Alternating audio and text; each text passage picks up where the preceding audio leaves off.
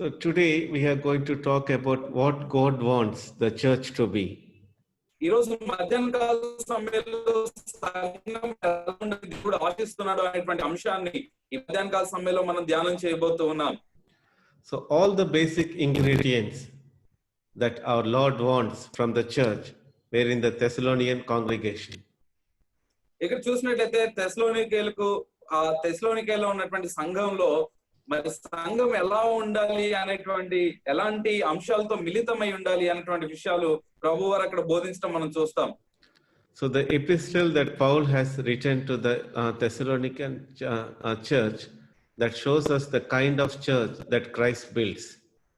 మరి అపోస్తలుడైనటువంటి పౌలు తెస్సలోనికేయులకు రాసినటువంటి పత్రికలో సంఘం ఎలా ఉండాలి, సంఘం ఏ రీతిగా దేవుడు కట్టాలని ఉద్దేశిస్తున్నాడు అనేటువంటి విషయాలు అక్కడ రాయటం మనం చూస్తాం.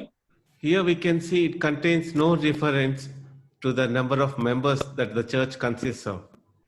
ఇక్కడ సంఘంలో ఎంతమంది విశ్వాసులు ఉన్నారు అనేటువంటి సంఖ్యకు దీనికి ఏమాత్రం కూడా సంబంధం లేదు. సంఖ్యను బట్టి ఈ మాటలు చెప్పబడలేదు. And also it does not contains any kind of goals or objectives or their programs or the kind of sermons that they are preaching in that church. అక్కడ సంఘంలో ఎలాంటి కార్యక్రమాలు జరుగుతున్నాయి, ఎలాంటి బోధ చేయబడుతుంది, లేకపోతే ఎలాగా ఆ సంఘం నడిపించబడుతుంది, ఈ అంశాల గురించి అక్కడ రాయబడలేదు. And also what kind of music they are having in the church and what kind of Sunday school or worship services they are leading. So these are not mentioned in the Thessalonican church. ఈ తెస్సలోనికేయులకు రాసినటువంటి ఈ పత్రికలో, ఆ సంఘానికి రాసిన పత్రికలో సంఘంలో ఎలాంటి సంగీతం వాయించాలి, ఎలాంటి పాటలు పాడాలి, సంఘ కార్యక్రమాలు ఎలాగుండాలి, ఆరాధన క్రమం ఎలాగుండాలి, ఈ మాటలు అక్కడ రాయబడలేదు. But however, it does tells us about the several spiritual elements the church consists of. All they were mentioned in this Thessalonican church. అయితే ఆత్మ సంబంధమైనటువంటి విషయాల గురించి, ఆ యొక్క సంఘము ఎలాగో కలిగి ఉండాలో ఆత్మ సంబంధమైన విషయాల గురించి మాత్రమే ఈ అధ్యాయాల్లో ఉండడం మనం చూస్తాం. The apostle Paul first preached the gospel to the Thessalonians. మొదటిగా అపోస్తలుడైన పౌలు మరి తెస్సలోనికేయులకు సువార్తను ప్రకటిస్తున్నట్లుగా మనం చూస్తాం. During his second missionary journey. ఆయన రెండవ పరిచర్య ప్రయాణంలో ఈ సంగతిని మనం చూస్తాం. After leaving them, he sent to Timothy to find out how they were doing. ఆ తర్వాత తిమోతి ఆయన అడుగుతాడు, అపోస్తలుడైన పౌలు తిమోతిని అడుగుతారు, ఎలా ఉన్నారు తెస్సలోనికేయులకు ఉన్నటువంటి సంఘం ఎలా ఉన్నారు అని అడుగుతారు. When Timothy returned to the home, he came with a fantastic report. Timothy తిరిగి ఇంటికి వచ్చినప్పుడు తిమోతి మరి పౌలు గారికి ఒక మంచి సాక్ష్యాన్ని తెస్సలోనికేయులో ఉన్నటువంటి సంఘం గురించి చెప్పడం మనం చూస్తాం. So if you go to the first Thessalonians chapter 3 verse 6 to 7. మొదటి తెస్సలోనికేయులకు రాసినటువంటి పత్రిక చాప్టర్ 3 verse 6 to 7. మూడవ అధ్యాయం 6-7 వచనాలు చూస్తే, తిమోతియు ఇప్పుడు మీ యొద్ద నుండి మా యొద్దకు వచ్చి మేము మిమ్మల్ని ఎలాగో చూడ అపేక్షించుచున్నామో అలాగే మీరును మమ్మను చూడ అపేక్షించు ఎల్లప్పుడూను మమ్మను ప్రేమతో జ్ఞాపకము చేసుకొనుచున్నారని మా విశ్వాసమును గుర్చియు మీ ప్రేమను గుర్చియు సంతోషకరమైన సమాచారంను మాకు తెచ్చెను. అందుచేత సహోదరులారా, మా ఇబ్బంది అంతటిలోను శ్రమ అంతటిలోను మీ విశ్వాసమును చూచి మీ విషయంలో ఆదరణ పొందితిమి. So this good news prompted Paul to write this first letter to the Thessalonians. ఈ యొక్క మాటలు తెస్సలోనికేయులకు ఈ యొక్క ఉత్తరాన్ని రాయడానికి పౌలును ప్రేరేపించినట్లుగా మనం చూస్తున్నాం. I trust that we look at sometime the basic principles in the epistles to the Thessalonians. The Lord will help us to see what he desires from you and how your church is going to be fruitful and how he is going to want his church to be. మరి ఈ తెస్సలోనికి రాసినటువంటి ఈ పత్రిక నుండి సంఘంలో నుండి నేడు మన సంఘాలు ఎలాగుండాలి, ఎలాగ మన సంఘాలు నడిపించబడాలి, దేవుడు ఎలా మన సంఘాలు ఉండాలని ఉద్దేశిస్తున్నటువంటి విషయాలు ఈ మాటల నుండి మనం నేర్చుకోవడానికి మధ్యాహ్న కాల సమయంలో ప్రయత్నం చేద్దాం. And today we are going to see some few things from this Thessalonian church, what God likes from that church. ఈ తెస్సలోనికేయులో ఉన్నటువంటి సంఘంలో నుండి మరి దేవుడు సంఘాన్ని ఎలా ఉండాలని ఉద్దేశిస్తున్నాడు అనేటువంటి విషయాలను మనం నేర్చుకోవడానికి ప్రయత్నం చేద్దాం. So first Thessalonians give a pattern for the idol church. ఈ యొక్క సంఘము, ఈ తెస్సలోనికలో ఉన్నటువంటి సంఘము ఎలా ఉండాలి అనే దానికి ఒక నమూనాగా మరి ఇక్కడ మనకు కనబడతా ఉంది. So in this we can see this Thessalonian church is the saved church. Saved church. Yeah. ఈ సంఘము, తెస్సలోనికలో ఉన్నటువంటి సంఘము రక్షించబడినటువంటి సంఘంగా మనకు కనబడుతూ ఉంది. So today we are going to talk about 7 things of this Thessalonian church. In that the first thing is this Thessalonian church is the saved church. కాబట్టి ఈ రోజు మనం 7 ప్రాముఖ్యమైనటువంటి విషయాలు ఈ సంఘం నుండి మనం నేర్చుకోబోతున్నాం. మొదటిది ఏంటంటే ఈ తెస్సలోనికలో ఉన్నటువంటి సంఘం రక్షించబడినటువంటి సంఘము అనేటువంటి విషయాన్ని మనం నేర్చుకుంటున్నాం. So the church at Thessalonica was the saved church. ఈ తెస్సలోనికలో ఉన్నటువంటి సంఘం ఎలాంటిది అని అంటే రక్షించబడినటువంటి సంఘం. That is very significant because many churches today don't know about the salvation. ఇది చాలా ప్రాముఖ్యమైనది. ఎందుకనగా ఈనాడు ఎన్నో సంఘాలు రక్షణ గురించినటువంటి విషయం తెలియనటువంటివిగా ఉంటూ ఉన్నాయి. The Thessalonian church was an assembly of born again believers or born again Christians. ఈ యొక్క తెస్సలోనికే సంఘాన్ని మనం చూసినట్లయితే అది రక్షించబడినటువంటి వ్యక్తుల యొక్క సమూహంగా, గుంపుగా మనకి కనబడుతూ ఉంది. Born again believers. తిరిగి జన్మించినటువంటి విశ్వాసులుగా అక్కడ వారు కనబడుతూ ఉన్నారు. So this fact is very much verified in the first 4 verses of the book. మరి ఈ యొక్క మాట ఈ అధ్యాయం యొక్క మొదటి 4 వచనాల్లో కూడా ఈ యొక్క మాట అక్కడ మనకి జ్ఞాపకం చేస్తా ఉంది. When Paul and Silas and Timothy unto the church of the Thessalonians who is in the God, we can see that it was written till the 4th verse. If you can read, you can find it out. పౌలును సిల్వాను తిమోతియు వారికి శుభమని చెప్తూ రాయిస్తూ అక్కడ ఈ 4 మాటల్లో కూడా ఈ సంఘం రక్షించబడినటువంటి సంఘం అని చెప్పడం మనం చూస్తాం. So Paul could thank God for the Thessalonians because they were all known the Lord Jesus Christ and they were all saved. వారందరూ మరి ప్రభువైనటువంటి యేసుక్రీస్తు వారిని ఎరిగి రక్షించబడిన దాన్ని బట్టి పౌలు దేవునికి స్తోత్రాలు చెల్లిస్తూ ఉన్నాడు. So they gave evidence of personally knowing him as their personal savior. కాబట్టి వారు వ్యక్తిగతంగా యేసుక్రీస్తును సొంత రక్షకునిగా అంగీకరించారు అనే విషయాన్ని కూడా మనం గమనిస్తున్నాం. And therein lies the beginning of an effective church. అక్కడే మరి ప్రభావవంతమైనటువంటి సంఘ జీవితం ప్రారంభమవుతుందనే విషయాన్ని జ్ఞాపకం ఉంచుకోవాలి. The reason so many churches are very much ineffective because there is a mixture of wheat and tares in the church. ఈ రోజు చూసినట్లయితే మరి సంఘము చాలా ప్రభావవంతంగా ఉండడం లేదు. ఎన్నో సంఘాలు నిర్జీవంగా ఉంటున్నాయి. దానికి కారణం ఏంటంటే సంఘములో గోధుమలు గురుగులు కూడా కలిసి పెరుగుతున్నటువంటి విషయాన్ని మనం గమనిస్తున్నాం. So we see they are both mixed together. So that's why we cannot see any kind of effectiveness in our churches. ఈ రీతిగా 2 రకాల ప్రజలు కలిసి పెరుగుట ద్వారా సంఘము ప్రభావవంతంగా ఎదగట్లేదు అనేటువంటి విషయాన్ని మనం గుర్తించవచ్చు. Having unregenerate people in the places of responsibility works against what God is trying to accomplish. Is not at all being fulfilled. మరి దేవుడు ఏదైతే ఉద్దేశించాడో, మనం ఏం కలిగి ఉండాలని, ఏం చేయాలని ఉద్దేశిస్తున్నాడో ఆ విషయాలన్నిటిని కూడా పక్కన పెట్టేసి మరి తమ సొంత ఉద్దేశాలను నెరవేరుస్తున్నటువంటి సంఘంగా కూడా ఈ రోజు ప్రజలు మనకు కనబడుతూ ఉన్నారు.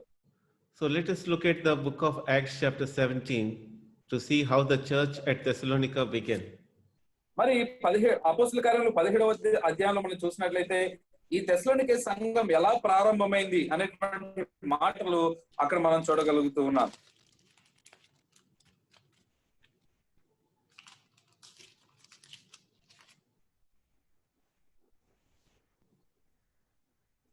So the Paul's strategy in verse 1 says,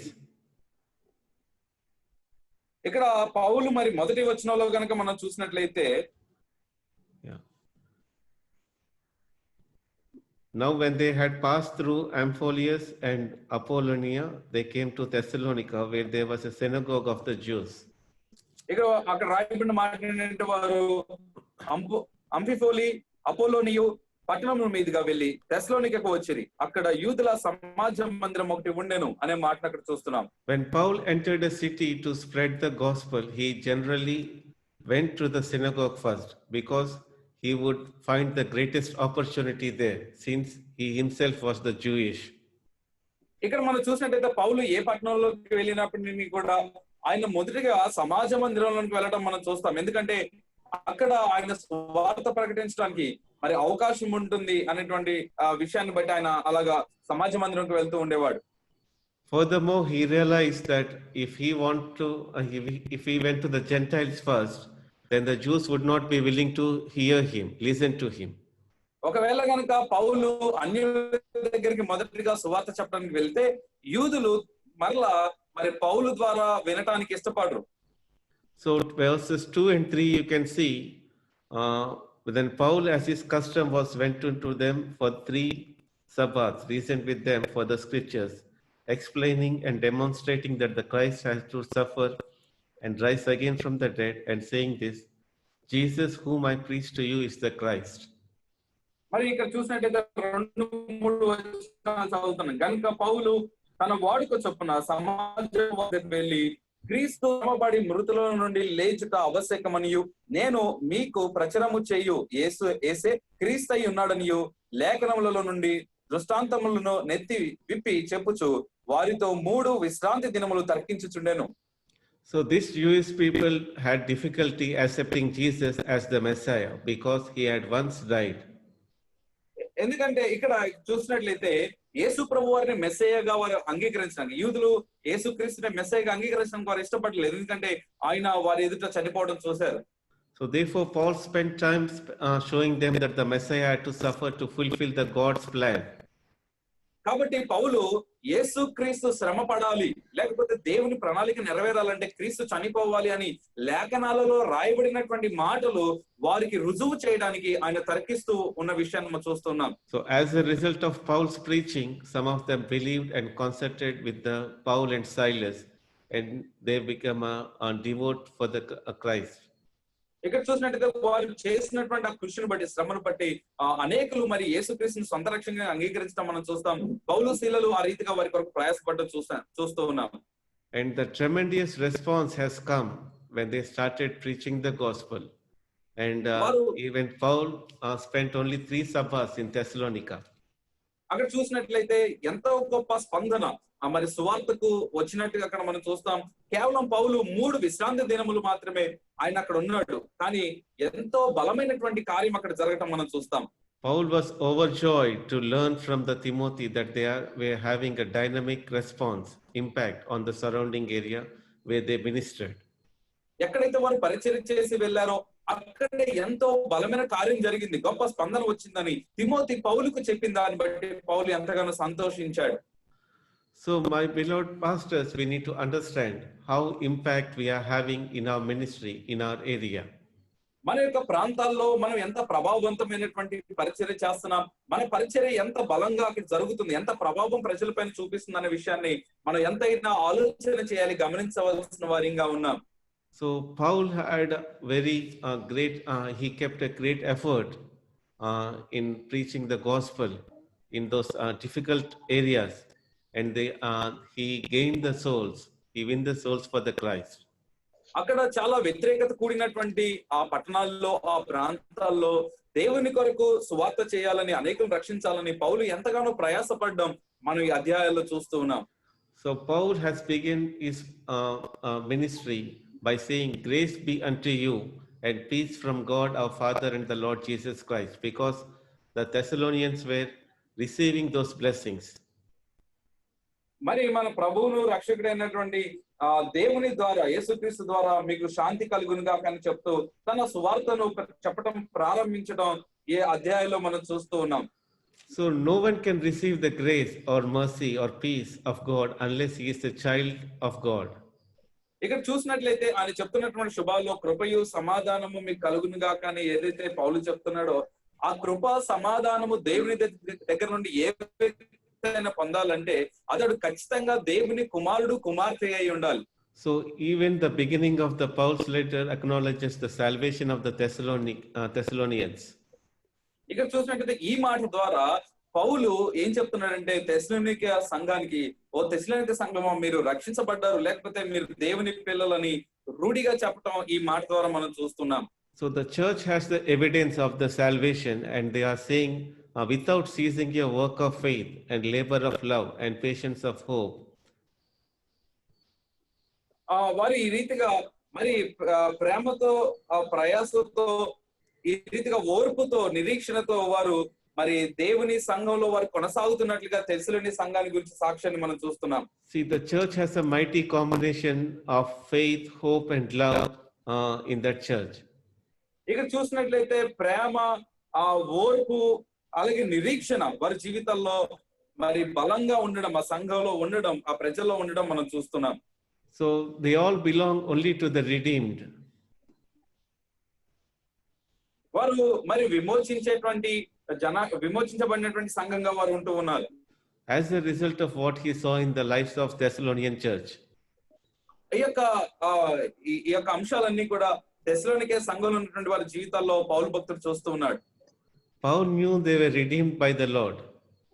వారు పౌలుకు తెలుసు వారందరూ కూడా యేసు ద్వారా మరి వారు విమోచన పొందారని. So they were not any having types of sins in their lives. They are all redeemed by their sins. వారందరూ కూడా పాపంలో లేరని, వారు పవిత్రపరచబడ్డారని, వారి పాపం నుండి దేవుని ద్వారా విడిపించబడ్డారనే విషయాన్ని పౌలు భక్తుడు ఎరిగి ఉన్నాడు. And became a pure congregation. వారందరూ కూడా పరిపూర్ణమైనటువంటి మరి పవిత్రత కలిగినటువంటి సంఘంగా, సమూహంగా వారందరూ కూడా ఉన్నారనే విషయాన్ని గమనించాలి. So we need to examine our churches whether they are our congregation are very much pure or not. Are they got salvated or not? మనము గమనించాల్సిన ప్రాముఖ్యమైన విషయం ఏంటంటే మనము కాయిచున్నటువంటి సంఘము పరిపూర్ణంగా ఉందా, పవిత్రంగా ఉందా, వారి పాపం నుండి విడిపించబడ్డారా లేదా అనేటువంటి విషయాన్ని మనం గమనించవలసినటువంటి వారిగా ఉన్నాం. See, everyone was knowing Jesus Christ and they got salvated and they got baptized. So that is not the meaning of salvation. So salvation, yes, please. చాలా మంది అనుకుంటారు మేము నీళ్ళలో బాప్టిజం పొందాం కాబట్టి మేము రక్షించబడ్డామని అనుకుంటారు, కానీ అది కాదు రక్షణ అంటే. But what is the meaning of salvated church? మరి రక్షించబడినటువంటి సంఘం అంటే అర్థం ఏంటి? So salvated church means their church the congregation should be the children of God. ఇక్కడ అర్థం ఏంటంటే రక్షించబడిన సంఘం అనగా దేవుని సమూహమై ఉండాలి, దేవుని పిల్లలుగా మన సంఘం మారాలి. So who will be the children of God? మరి ఎవరండి దేవుని పిల్లలుగా ఉండేది? So once the congregation who loves the God, they will be the children of God. ఎవరైతే ఏ సంఘం అయితే దేవుని ప్రేమిస్తుందో వారందరూ కూడా దేవుని పిల్లలుగా మార్చబడతారు. When the church was in pure and with no sin, with no kind of demonic things, with no kind of impurity, then the church is called the salvated church. ఎప్పుడైతే వారి జీవితాల్లో పాపాన్ని విడిచిపెట్టి పవిత్రంగా ఉంటారో, ఏదైతే మలినాలను, అపవిత్రతను లేకపోతే అవిధేయతను విడిచిపెట్టి వారు దేవుని తట్టు తిరుగుతారో ఆ సంఘమే మరి రక్షించబడిన సంఘం అని మనం తెలుసుకోవచ్చు. We are also having churches, but most of our churches are not salvated church. ఈ రోజు మనందరికి కూడా సంఘాలు ఉన్నాయి, కానీ ఎక్కువ శాతం ఉన్నటువంటి సంఘాలు రక్షించబడినటువంటి సంఘాలుగా లేవు. We are not redeeming from the sins, or we are not redeemed by God. పాపం నుండి Yes. మనము పాపం నుండి విడుదల పొందట్లేదు, దేవుని చేత విడిపించబడినటువంటి అనుభవాల్లో ఉండడం లేదు. And we are not becoming the children of God and we are worshipping in the church. మనము దేవుని పిల్లలంగా మారలేదు, కానీ దేవుని సన్నిధిలో చేరి ఆరాధన మాత్రం చేస్తూ ఉన్నాం. We are accepting the Lord and we are for name's sake we are accepting the Christ and taking baptism and we are worshipping the Lord in the church. And just for few hours we worship and we go to our homes and do lead our life as our own. మనం నామకార్థంగా దేవుని అంగీకరించి baptism పొంది దేవుని మందిరంలో చేరి ఒక 2 గంటలు 3 గంటలు దేవుని ఆరాధించి ఆ తర్వాత వెళ్ళిపోయి మన ఇష్టానుసారంగా జీవిస్తున్నటువంటి సందర్భాలు మన జీవితాల్లో గమనించవచ్చు. So that kind of believers we are having in our church. ఈనాటి సంఘాల్లో ఇలాంటి విశ్వాసాలను మనం చూస్తూ ఉన్నాం. So there are some believers who are very much pure and they are very much holy. చాలా మంది మనం చూస్తాం మంచిగా పవిత్రంగా ఉండేటువంటి వారు, పరిశుద్ధంగా తమ జీవితాన్ని గడుపుతున్నటువంటి వారు కూడా మన సంఘాల్లో మనం చూడగలుగుతూ ఉన్నాం. So they are the true believers and we can see the mixture of true believers and false believers. మరి ఈ రీతిగా మంచి విశ్వాసులు ఉన్నారు, మరి ఇలాగా అపవిత్రంగా జీవిస్తున్నటువంటి విశ్వాసులు కూడా సంఘాల్లో మనకి కనబడుతూ ఉన్నారు. So we can see the wheat and tares of a mixture of the church. ఈ రోజు సంఘాల్లో ఈ రీతిగా గురుగులు గోధుమలు కలిసి ఎదుగుతున్నటువంటి అనుభవాన్ని సంఘంలో మనం చూస్తూ ఉన్నాం. So we have the responsibility to make everyone pure in the Lord and to make everyone to be the true believer of Jesus Christ. ప్రతి ఒక్కరు కూడా పరిశుద్ధంగా జీవించినట్లుగా, అందరూ కూడా నిజమైనటువంటి విశ్వాసులుగా, దేవునికి నమ్మకంగా జీవించినట్లుగా వారిని తయారు చేసేటువంటి బాధ్యత దేవుడు మన పైన ఉంచాడు. When pastor take this responsibility and they take that commitment to make all the church to be a saved church, then your church will be a great effective church like Thessalonica church. ఎప్పుడైతే సంఘము గురించి సేవకుడు ఇలాంటి బాధ్యత తీసుకుంటాడో, సంఘము పవిత్రంగా ఉండాలని, దేవునికి విధేయత చూపించాలని, ప్రతి మలినాన్ని విడిచిపెట్టాలని ఆ బాధ్యతను మరి సేవకుడు ఎప్పుడైతే తీసుకుంటాడో అప్పుడే దేవుని సంఘంగా ఈ తెస్సలోనికలో ఉన్నటువంటి సంఘం వలె మన సంఘాలు కూడా వర్ధిల్లుతూ ఉంటాయి. See, in Jerusalem church, you can see, we can see one passage, what was happened. మరి యెరూషలేములో ఉన్నటువంటి మందిరం విషయంలో మరి ఒక వచన భాగాలను మనం చూస్తాం బైబిల్ గ్రంథంలో. We can find out with Ananias and Sapphira. అననీయ సఫీరా అనబడినటువంటి ఇరువురిని గురించినటువంటి విషయాన్ని బైబిల్ గ్రంథంలో మనం చూస్తాం. So they decided to sell a piece of land and a property and give the thing to the Lord. మరి వారికి ఉన్నటువంటి ఆస్తిని అమ్మి దేవునికి ఇవ్వాలి అనేటువంటి ఒక ఆలోచన వారిద్దరు కూడా కలిగి ఉన్నారు. And they decided to keep a little bit with themselves and they wanted to give the rest of that. వారు ఏం చేశారంటే కొంచెం వారి దగ్గర ఉంచుకొని మిగిలింది దేవునికి ఇవ్వాలి అని అనుకున్నారు. So such serious and sudden discipline had a profound effect in the church. అలాంటి ఒక మంచి ఉద్దేశం, ఒక నిర్ణయం, ఒక క్రమం అనేటువంటిది సంఘాన్ని బలవంతంగా అంటే ప్రభావవంతంగా చేస్తుంది. You can imagine that everyone in the congregation immediately adjusted anything that was not right. Pardon, Bishop. You can imagine that everyone in the congregation immediately adjusted anything that was not right.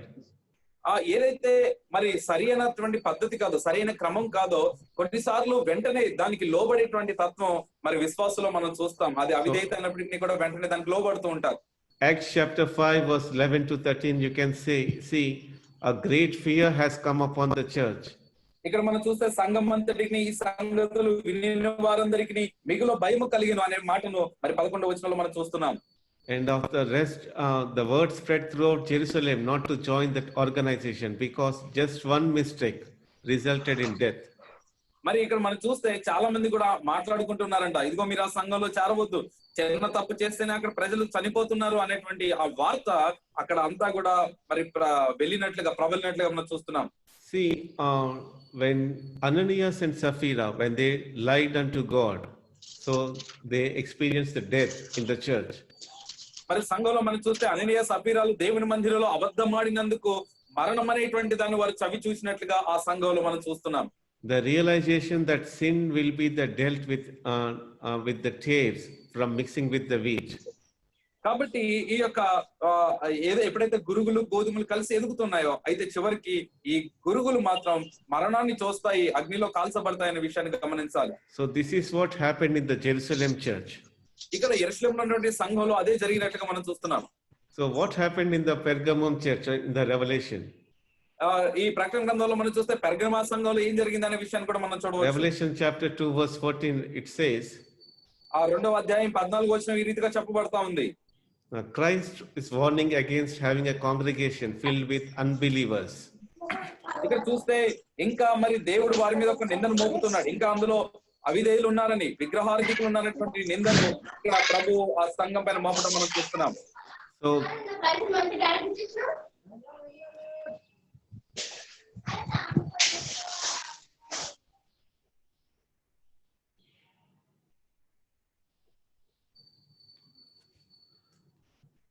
దయచేసి మీ mics అని mute లో పెట్టండి. So to the church of Pergamum, he said, I have a few things against thee, because thou hast them that hold the doctrine of Balaam. మరి ఇక్కడ చూస్తే అయినను నేను నీ మీద కొన్ని తప్పిదములు మోపవలసి ఉన్నది. అవేవనగా విగ్రహములకు బలి ఇచ్చిన వాటిని తినట్లు, జారత్వము చేయనట్లు, ఇశ్రాయేలుకు ఉరియొడ్డమని బాలాకును నేర్పిన బిలాము బోధను అనుసరించు వారు నీలో ఉన్నారు అనేటువంటి మాటలు ప్రభు పెర్గమ సంఘం గురించి మాట్లాడుతున్నారు.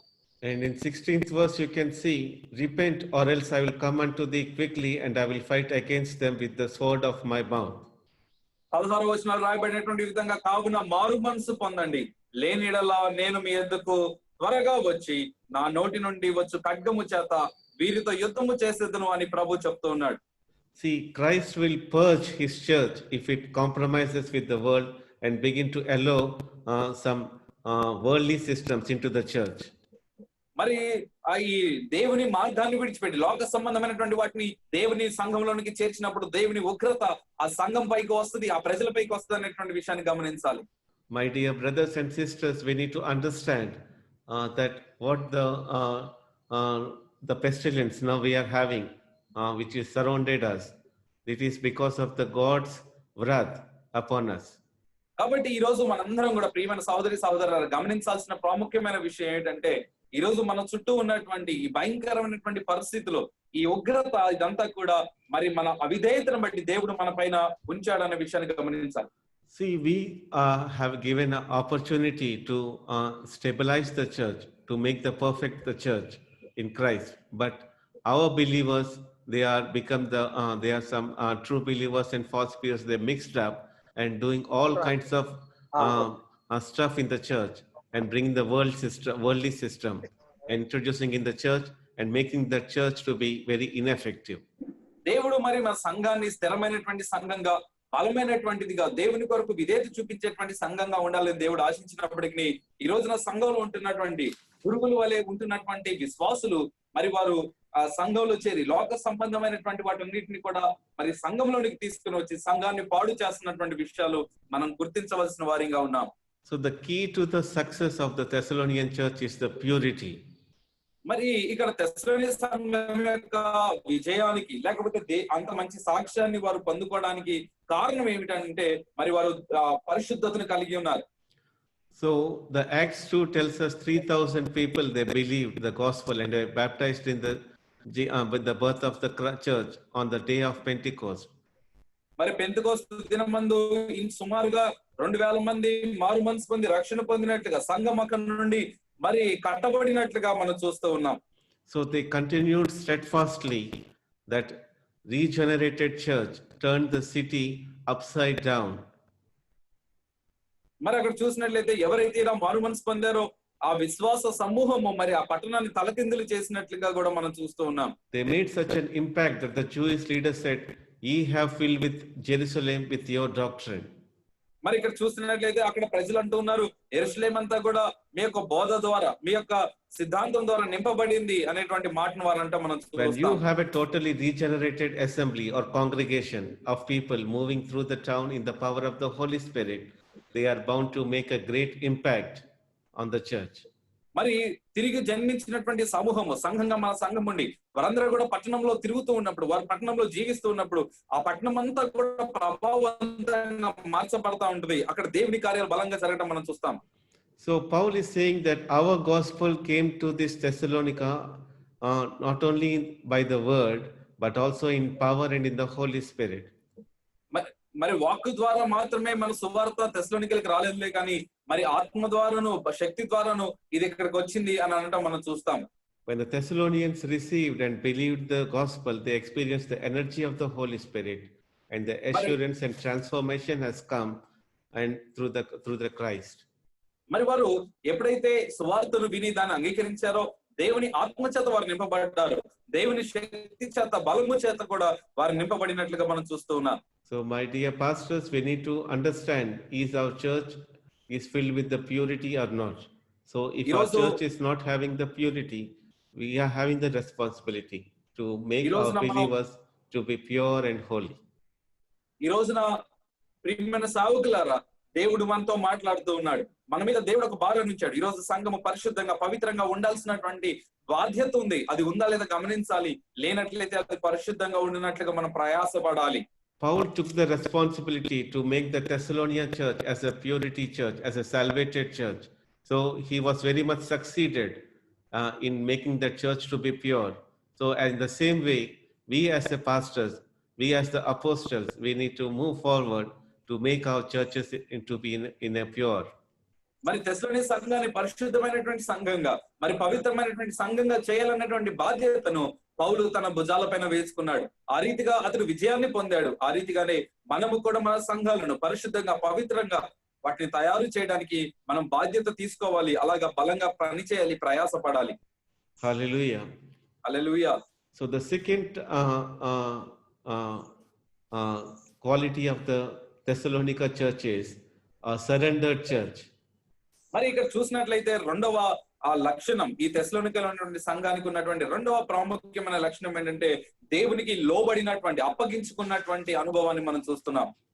So 1 Thessalonians chapter 1 verse 6 says, మరి మొదటి తెస్సలోనికీయులకు రాసిన పత్రిక 1వ అధ్యాయం 6వ వచనం కనుక మనం చూసినట్లయితే, పరిశుద్ధాత్మ వలన కలుగు ఆనందముతో గొప్ప ఉపద్రవం మందు మీరు వాక్యం అంగీకరించి మమ్మును ప్రభువును పోలి నడుచుకొనిన వారైరి. So the genuine character of their salvation is apparent in this statement. వాక్యంలో వారి యొక్క మరి రక్షణ గురించినటువంటి గొప్ప మాట ఇక్కడ రాయబడతా ఉంది. So they became the followers of the Lord. వారు దేవునిని అనుసరించే వారిగా, దేవుని శిష్యులుగా మరి అయినట్టుగా మనం చూస్తున్నాం. దయచేసి మీ మైక్ మ్యూట్ లో పెట్టండి, లాజర్ మాజీ గారు. So they became the followers of the Lord. వారందరూ కూడా దేవుని అనుసరించే వారిగా మారిపోయినారు. See, the Thessalonian church is not just like a talkers or not just like a listeners. They are also become an imitators. మరి వారు చూసినట్టయితే కేవలం వినేవారిగా, మాట్లాడేవారిగా, బోధించేవారిగా మాత్రమే కాదు, కానీ దేవునిని అనుసరించే వారిగా కూడా వారు మనకు కనబడుతున్నారు. They are not talking about their Christian experience, but they are following the Lord and they are talking about God. మరి వారు ఏం చేస్తున్నారంటే వారి నడకలోను, వారి మాటల్లోను క్రీస్తుని గురించి మాట్లాడుతున్నారు. క్రీస్తు మార్గంలో వారు నడుస్తూ ఉన్నారు. They actually modeled their lives after Paul and his companions. మరి వారు పౌలు వలె, లేకపోతే పౌలును అనుసరిస్తున్న వారి వలె జీవించడానికి వీరు తమ జీవితాలను అప్పగించుకున్నట్లుగా మనం చూస్తున్నాం. So imitating godly man was a constant theme of Paul.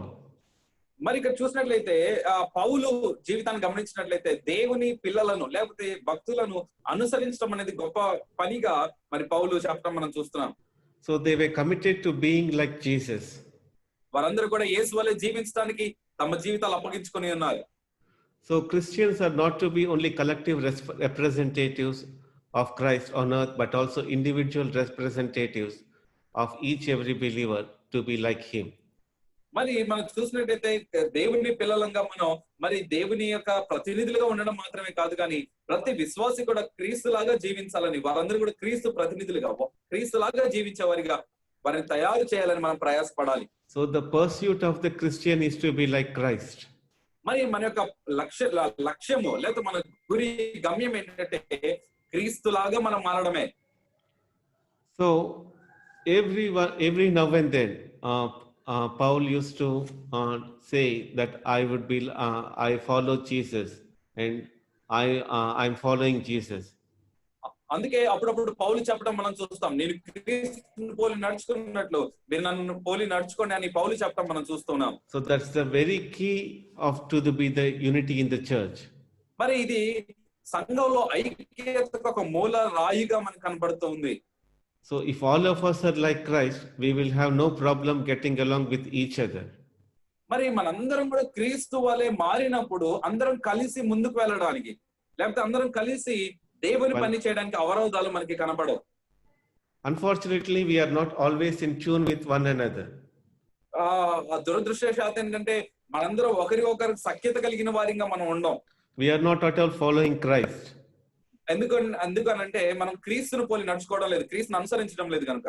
Though we are the pastors, we say we are very much experienced with 40 years or 30 years or some of the other things. We say all these things, but we are not following the Christ in true. మరి చాలా సార్లు చాలా మంది ఏం చెప్తారంటే మాకు 40 సంవత్సరాల అనుభవం ఉంది, 50 సంవత్సరాల అనుభవం ఉంది అని చెప్తారు, కానీ వారు సఖ్యతగా ఉండరు, అంటే కలిసి దేవుని పని చేసే అనుభవాలు ఉండరు. ఎందుకనంటే వారు క్రీస్తుని పోలి నడిచే అనుభవంలో లేరు. And in reality, we are not having the unity among us. మరి వాస్తవికతలోకి వచ్చినట్లయితే మనము కూడా ఒకరి పట్ల ఒకరు ఐక్యత కలిగి లేని వారిగా జీవిస్తున్నాం. ఐక్యత లేదు. So we always used to say blame each other, and we always used to complain each other. మనం ఎప్పుడు ఏం చేస్తామంటే ఒకరి గురించి ఒకరు మనం మరి తప్పుగా మాట్లాడుతూ వారి గురించి మనం కంప్లైంట్స్ చేస్తూ ఉంటాం. వారు అలాగున్నారు, వీళ్ళు ఇలాగున్నారు అండి, అలాగని మనం ఎప్పుడు కూడా వీరి గురించి తప్పుగా మాట్లాడుతూ ఉంటాం. And no unity in the body of Christ. ఈ రోజు క్రీస్తు సంఘం అనబడిన శరీరంలో ఐక్యత లేదు. For the namesake, they act like being a unity in the Christ, but they won't being unity in fact. మరి చూసినట్లయితే క్రీస్తులో మీ అందరం కూడా ఒకటే అని నటిస్తారు, కానీ మరి క్రీస్తులో ఏకమైనటువంటి అనుభవాల్లో జీవించడం లేదు. So we need to understand these things in these end times. ఈ చివరి దినాల్లో ఈ విషయాలన్నింటినీ కూడా మనం అర్థం చేసుకోవాలి, అవగాహనలోకి తెచ్చుకోవాలి. So why our church are not being effective means because of the model of living what we are living in this world, or what kind of unity we are expressing to the church. ఈ రోజు సంఘము ప్రభావవంతమైన సంఘంగా, బలమైన సంఘంగా లేకపోవడానికి గల కారణం ఏంటంటే మరి సంఘానికి ఒక తప్పుడు నమూనాను మనం చూపిస్తున్నాం. సరైనటువంటి నిదర్శనంగా మనం ఉండలేకపోతున్నాం, ఐక్యతను కలిగి ఉండలేకపోతున్నాం, కనుకనే సంఘము ప్రభావవంతంగా లేదు. So unity is not only the thing for adjusting to everyone else, but also we should become like Jesus Christ. ఐక్యత కలిగి ఉండడం అంటే ఏదో కలిసి అలా ఉంటే సరిపోదు, కానీ మనం క్రీస్తు లాగా మారినప్పుడు ఈ ఐక్యత మరింత బలపడుతూ ఉంటుంది. See, we as a royal ambassadors of Christ, we are the representatives of Jesus Christ. We are in this world. ఈ లోకంలో మనం రాజులైనటువంటి యాజక సమూహంగా ఈ లోకంలో మనం జీవిస్తూ ఉన్నాం. And we are the representatives of Jesus Christ. మనం దేవుని ప్రతినిధులుగా ఈ లోకంలో ఉంటూ ఉన్నాం.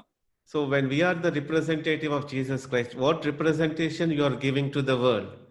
ఈ రోజు మనందరం మనము లోకంలో యేసుక్రీస్తు ప్రతినిధులుగా మనం ఈ లోకంలో ఉంటున్నప్పుడు ఈ లోకానికి ఎలాంటి మాదిరిని చూపిస్తున్నా ఒకసారి మనం ఆలోచన చేయాలి. Unfortunately, we as the Christ ambassadors, we are becoming the world ambassadors.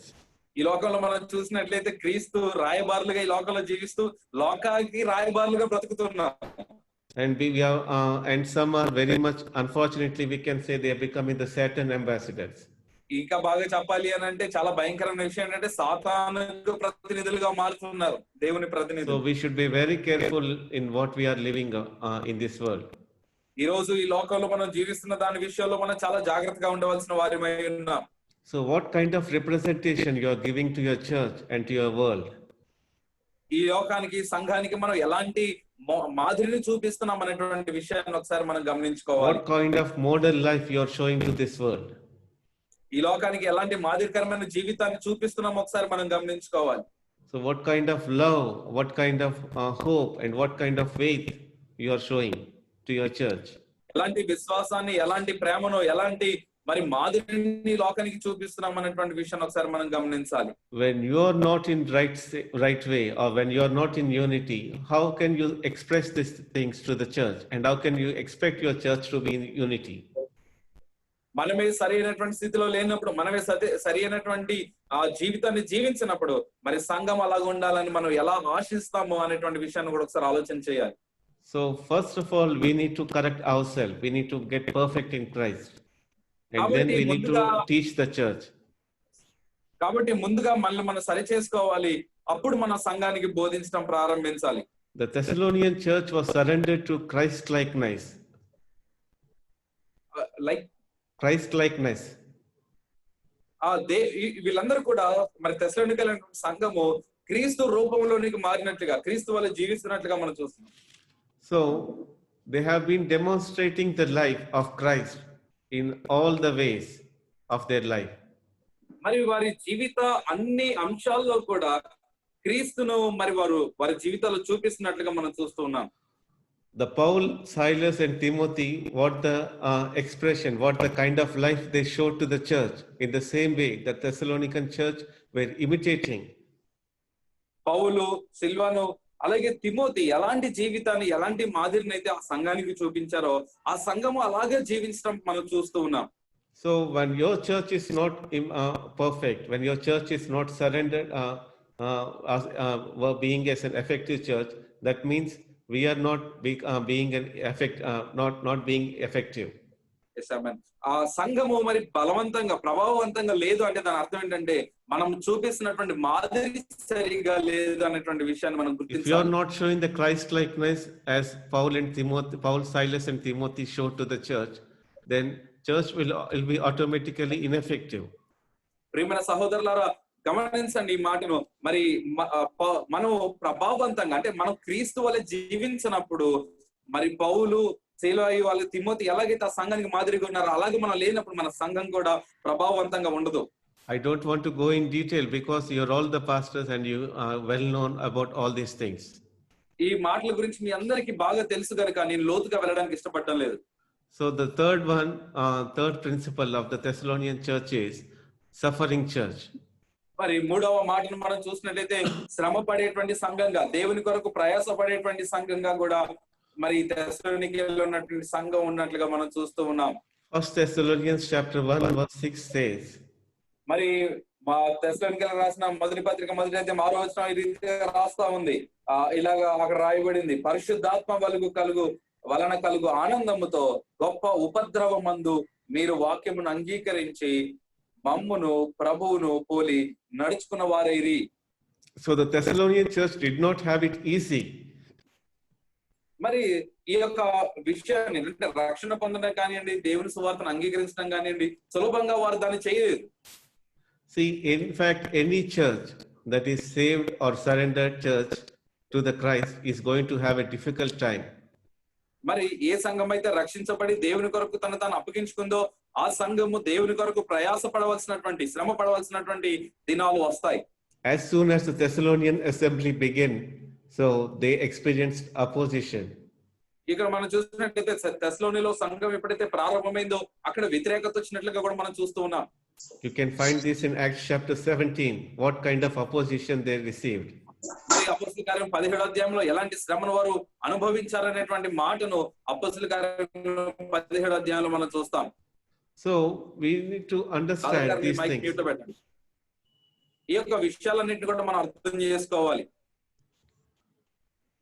Persecution began immediately for that church. వెంటనే అక్కడ హింస ఆ సంఘం పైన ప్రారంభమైనట్లుగా మనం చూస్తున్నాం. And they experienced the persecution. వారు మరి శ్రమను అనుభవించారు వారి జీవితాల్లో. So what kind of persecution we are experiencing in our church? ఈ రోజు మన సంఘాల్లో ఎలాంటి హింసను, దేవుని కొరకు ఎలాంటి ప్రయాసను పడుతున్నాం అనే విషయాన్ని గమనించాలి. For me, if I speak like this, నేను ఈ రీతిగా మాట్లాడితే then you will be very angry on me. ఇలాగ మాట్లాడినప్పుడు నా మీద మీకు చాలా కోపం వస్తూ ఉంటుంది. But never mind, the thing is I need to talk to you these things. కానీ ఏది ఏమైనప్పటికీ కూడా ఈ మాటల మీద నేను చెప్పవలసినటువంటి బాధ్యత నా పైన ఉంది. సో శ్రమ సంభవించినప్పుడు ఏదో ఎంత సంభవించినట్టు మీరు అనుకోవాల్సిన అవసరం లేదు. ఎందుకంటే శ్రమ పొంది ఉండుట నాకు మేలాయేను అని అంటాడు భక్తుడు. కనుక శ్రమ కంపల్సరీగా చర్చ్కి ఉండాలి. శ్రమలో నుంచే దేవుడు మనల్ని సువర్ణంగా మార్చేటువంటి దేవుడు మన దేవుడు. కనుక శ్రమ లేకపోతే మనం ఆత్మలో బలం పొందుకోలేం. ప్రతి ఒక్కరూ కూడా ప్రతి సంఘానికి ఒక శ్రమ అంటూ ఉండాలి. శ్రమల నుంచే దేవుడు మనలందరినీ కూడా విశ్వాసపు లోతుల్లో మనకి దేవుడు నడిపిస్తూ ఉంటాడు. కనుక ఈ రోజున శ్రమ లేకపోవడం వల్లనే మన సంఘాల్లో మనం ఆత్మీయ లోతుల్లోకి మనం ఎదుగుదలలో మనం చూడలేకపోతూ ఉన్నాం. అటు విశ్వాసుల్లో కానీ ఇటు సేవకుల్లో కానీ ఆత్మీయపు లోతుల్లో ఎదగలేకపోతూ ఉన్నారు. ప్రియ దేవుని సేవకులరా, ఈ రోజున సేవకుడికి ఒక శ్రమ వచ్చిందంటే వెంటనే ఏదో వింత సంభవించినట్టు ఈ రోజున కొంతమంది సేవ కూడా మానేసే పరిస్థితులు కూడా ఉంటూ ఉన్నాయి. ఏదో చిన్న శ్రమ సంభవించిందని సేవను కూడా విడిచిపెట్టడానికి ఏమాత్రం కూడా మరి ఆలోచన మరి వెనకడుగు వేయట్లేదు. ప్రతి ఒక్కరు చాలా మంది నేను చూస్తూ ఉన్నాను. చిన్న శ్రమకే మనం ఇంతలాగా అయిపోతూ ఉంటాయి. రేపు రానున్న దినాల్లో భయంకరమైనటువంటి శ్రమలు మనకి రాబోతూ ఉన్నాయి. మరి అప్పుడు ఏ రకంగా దేవుని కోసం మనం నిలబడతాం?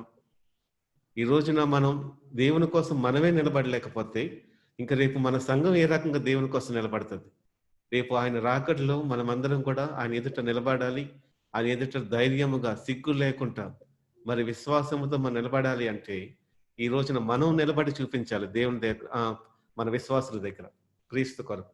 ఎన్ని భయంకరమైనటువంటి విపత్తులు వచ్చినా, ఎంత భయంకరమైనటువంటి శ్రమలు వచ్చినా, ఎంత భయంకరమైనటువంటి మరి పరిస్థితులు వచ్చినా సరే దేవుని దగ్గర దేవుని కోసం చచ్చిపోతాం అన్నటువంటి ఆ యొక్క భారంతో, ఆ యొక్క ఉద్దేశంతో మనం సంఘము దగ్గర నిలబడితే సంఘము ఖచ్చితంగా దేవుని కొరకు నిలబడగలుగుతుంది. అదే మన మోడల్ మనం చర్చికి మనం చూపించాలి. ఈ రోజున అలాంటి మోడల్ని సేవకుడు చూపించలేకపోతున్నాడు. చాలా బాధాకరమైనటువంటి విషయం. ఈ రోజున సేవకుడు అనేవాడు ప్రతి కంఫర్ట్స్కి, ప్రతి లగ్జరీస్కి అలవాటు పడిపోయి చిన్న శ్రమ రాగానే వెంటనే మనం ఏదో ఒక ఆల్టర్నేటివ్ వెతుక్కోవాలి, ఏదో ఒక ఆల్టర్నేటివ్ చూసుకోవాలని ఇలా అనుకుంటున్నారు. కానీ శ్రమకి ఏమాత్రం కూడా ఓరవలేకపోతున్నారు. శ్రమని ఏ రకంగా కూడా రిసీవ్ చేసుకోలేకపోతున్నారు. కనుక ఈ చివరి దినాల్లో ఆనాడు అపోస్తులైనటువంటి పౌలు, శీలలు వాళ్ళు ఎంతగానో శ్రమ పడ్డారు. క్రీస్తు కొరకు వాళ్ళు మరి ఎంతగానో శ్రమపడి మరి భయంకరమైనటువంటి ఆ యొక్క హింస నుంచి, భయంకరమైనటువంటి శ్రమను వాళ్ళు తట్టుకున్నారు దేవుని కోసం. చూడండి, వాళ్ళు ఆ యొక్క మాసిదోనియా పట్టణానికి వెళుతునేటప్పుడు వెళ్ళేటప్పుడు అక్కడ వీళ్ళు రోమన్సే, అదంతా కూడా రోమా పట్టణమే. రోమా పట్టణంలో రోమీల్ని ఏమాత్రం కూడా హింసించడానికి లేదు అసలు. చట్ట ప్రకారంగా, లా ప్రకారంగా రోమన్స్ ఎప్పుడు కూడా రోమీల్ని ఎప్పుడు కూడా హింసించడానికి లేదు. కానీ అపోస్తులైనటువంటి పౌలు, శీలలు ఇద్దరు కూడా రోమన్సే. వాళ్ళకి రోమన్ సిటిజన్షిప్ ఉంది. కానీ ఆ రోమా పట్టణంలో వీళ్ళు చేస్తున్నటువంటి పనిని బట్టి, ఆ యొక్క చేస్తున్నటువంటి ఆ యొక్క సువార్తను బట్టి వాళ్ళు ఆ యొక్క పట్టణం అంతా కూడా ఏం చేసినట్టే వాడిని హింసించడం మొదలుపెట్టింది. హింసించడం మొదలుపెట్టినందుకు వాళ్ళు ఏమాత్రం కూడా వెనకడుగు వేయలేదు. చూడండి, వాళ్ళు క్రీస్తు కొరకు ఆ శ్రమని వాళ్ళు పొందుకున్నారు. వాళ్ళు దాన్ని రిసీవ్ చేసుకున్నారు. ఎంత భయంకరమైనటువంటి శ్రమ పెట్టినా సరే ఆ హింస వాళ్ళని ఈడ్చి కొట్టారు, వాళ్ళ మీద ఉమ్మి వేశారు. వాళ్ళు భయంకరమైనటువంటి దెబ్బలు, భయంకరమైనటువంటి పరిస్థితులు అక్కడ ఉన్నా సరే వాళ్ళకి రోమన్ సిటిజన్షిప్ ఉంది. రోమన్ సిటిజన్షిప్ ఉన్నా సరే వాళ్ళ ఆ మాట వాళ్ళకి చెప్పట్లేదు. అప్పటికి శీల అంటూ ఉన్నాడన్నమాట, పౌలు మనకి రోమన్ సిటిజన్షిప్ ఉంది కదా, ఆ మాట మనం చెప్దాం వాళ్ళకి, చెప్తే మనం రోమీలు అని చెప్పి వాళ్ళు మనల్ని కొట్టడం మానేస్తారని అంటే వద్దు, ఆ మాట చెప్పొద్దనిసని. ఎందుకంటే ఆ శ్రమ, ఆ శోధన పడకపోతే ఆ రాత్రి వాళ్ళు జైలుకి వెళ్ళి ఉండేవారు కాదు. ఆ రాత్రి వాళ్ళు జైలుకి వెళ్ళిన తర్వాత అక్కడ ఆరాధన జరిగి ఉండేది కాదు. ఆ రాత్రి ఆరాధన జరగకపోతే అక్కడ ఉన్నటువంటి జైల్లో, చెరసాల్లో ఉన్నటువంటి ఖైదీలందరూ కూడా దేవుని తెలుసుకునేవారు అయి ఉండేవారు కాదు. మరి దేవుణ్ణి వాళ్ళు తెలుసుకొని ఉండకపోతే అక్కడ ఉన్నటువంటి ఆ జైలర్ కూడా, వారి కుటుంబం, మరి వాడు కూడా దేవుణ్ణి తెలుసుకొని ఉండేటువంటి వారు కాదు. కానీ వాళ్ళు ఆ రోమీయులు అన్న మాట వాళ్ళు చెప్పకుండా ఉండడం వలన దేవుడు వాళ్ళని ఆ భయంకరమైనటువంటి హింసకు గురి చేసినా సరే వాళ్ళు ఆ హింసను భరించి మరి ఆ చెరసాల్లోకి వెళ్ళిన తర్వాత మరి చెరసాల్లో ఉన్నటువంటి ఖైదీలందరూ మారడము చూస్తాం. అలాగే ఆ ఖైదీలు మారడమే కాదు కానీ జైలరు, వారి కుటుంబం కూడా మారడం మనం చూస్తాం.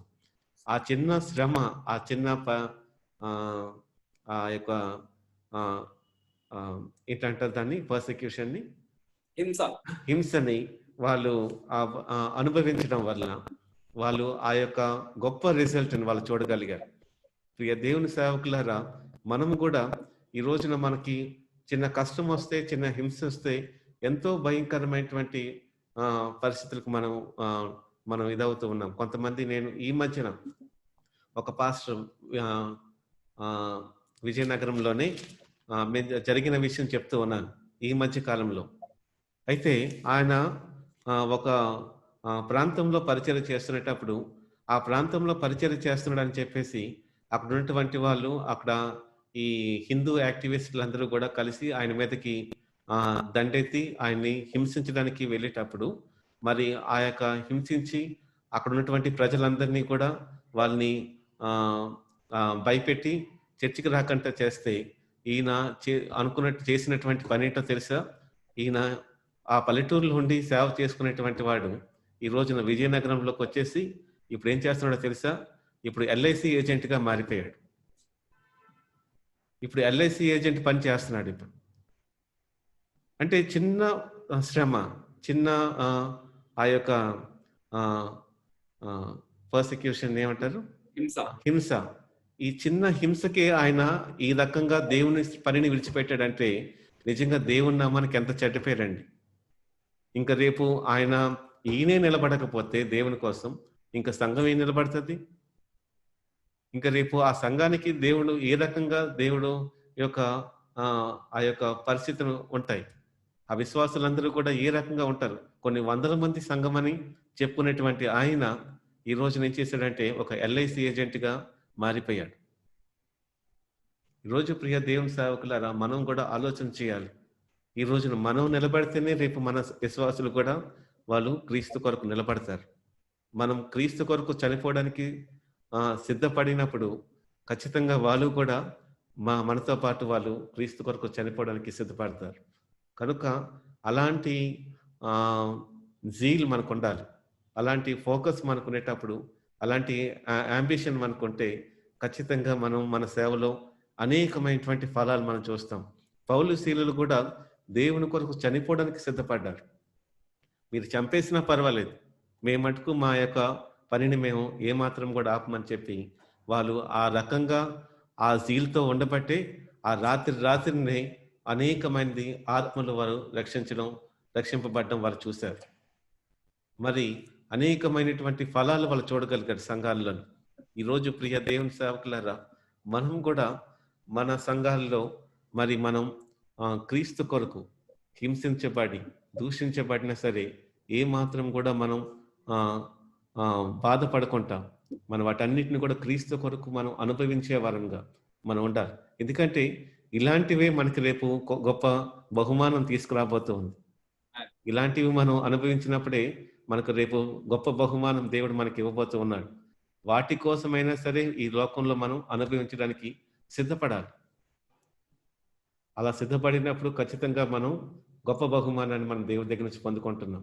కనుక ఈ లోకంలో మనకి ఏదో ఎవరో చేస్తారని ఏదో ఇస్తారని ఈ మన సుఖాల కోసం, మన స్వార్థం కోసం ఇదేదో మనం కష్టమైనటువంటి పని విడిచిపెట్టేసి మనం కోరుకున్నటువంటి మార్గాలు గుండా మనం వెళ్తూ మన జీవనాన్ని కాలయాపన చేస్తే దానివల్ల మనం ఏ రకమైనటువంటి ప్రయోజనాన్ని పొందుకోలేం. కనుక మనమందరం కూడా ఈ యొక్క పౌలు శీలల వల్ల మనం కూడా ఆ యొక్క హింసను మనం పొందుకుందాం. హింస వచ్చినప్పుడు ఖచ్చితంగా మనం దాన్ని స్వీకరించండి. హింస దేవుని కోసం పడండి. దేవుని కోసం హింసించబడినప్పుడు మనమందరం కూడా గొప్ప బహుమానాన్ని మనం పొందుకుంటామని మీ అందరికీ నేను మనం చేస్తున్నాను. అయితే దేవుడు అంటాడు యోహాను సువార్త 15వ అధ్యాయం 18-20లో,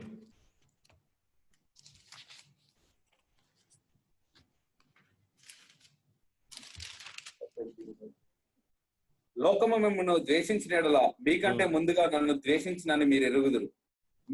మీరు లోక సంబంధులైన యెడల లోకము తన వారిని స్నేహించును. అయితే మీరు లోక సంబంధులు కారు, నేను మిమ్మల్ని లోకము నుండి ఏర్పరచుకొంటిని. అందుచేతనే లోకము మిమ్మల్ని ద్వేషించుచున్నది. దాసుడు తన యజమాని కంటే గొప్పవాడు కాడని నేను మీతో చెప్పిన మాట జ్ఞాపకం చేసుకోండి. లోకులు నన్ను హింసించిన ఎడల మిమ్మును హింసింతురు, నా మాట గైకొన ఎడల మీ మాట కూడా గైకొందురు. So if the world hate you, you know that it hated me before it hated you. లోకము ఒకవేళ కనుక మిమ్మల్ని ద్వేషిస్తే మీరు తెలుసుకోవాల్సిన విషయం ఏంటంటే లోకము నన్ను కూడా మీకంటే ముందుగా ద్వేషించింది అని ప్రభువు చెప్తూ ఉన్నాడు. If they have persecuted me, they will also persecute you. నన్ను వారు హింసించినట్లయితే ఖచ్చితంగా మిమ్మల్ని కూడా హింసిస్తారని ప్రభువే చెప్తూ ఉన్నాడు. సో ఇది ఆల్రెడీ ఎస్టాబ్లిష్ అయిపోయింది ఈ మాట. దేవుడు యేసు ప్రభు వారు ఆల్రెడీ దీన్ని ఎస్టాబ్లిష్ చేసేసారు. ఎందుకంటే he already persecuted. So in the same way, as a ambassadors of Christ, we are also intended to get persecuted in this world. మరి ఈ లోకంలో దేవుని యొక్క ప్రతినిధులుగా మనం కూడా హింసకు గురి కావాల్సినటువంటి వార్యంగానే ఉన్నాము అని ప్రభు చెప్తూ ఉన్నాడు. దాన్ని ప్రభు స్థిరపరిచాలి ఆ మాటని. So Colossians chapter 1 verse 24 says, కొలస్సీలకు రాసిన పత్రిక మొదటి అధ్యాయం 24వ వచనాన్ని కనుక మనం చూసినట్లయితే, ఇప్పుడు మీ కొరకు నేను అనుభవించుచున్న శ్రమల యందు సంతోషించుచు సంఘము అను ఆయన శరీరము కొరకు క్రీస్తుతో పడిన పాటలలో కొదువైన వాటి యందు నా వంతు నా శరీరమందు సంపూర్ణము చేయుచున్నాను. rejoice in my sufferings for you. మరి నా కొరకు మీరు పడేటువంటి శ్రమల్లో మీరు ఆనందించండి అని ప్రభు చెప్తూ ఉన్నాడు. So we need to rejoice because when we get the persecution, మనము హింసకు గురైనప్పుడు, హింసలు మనకు కలిగినప్పుడు మనం సంతోషించవలసిన వారిగా ఉన్నాం.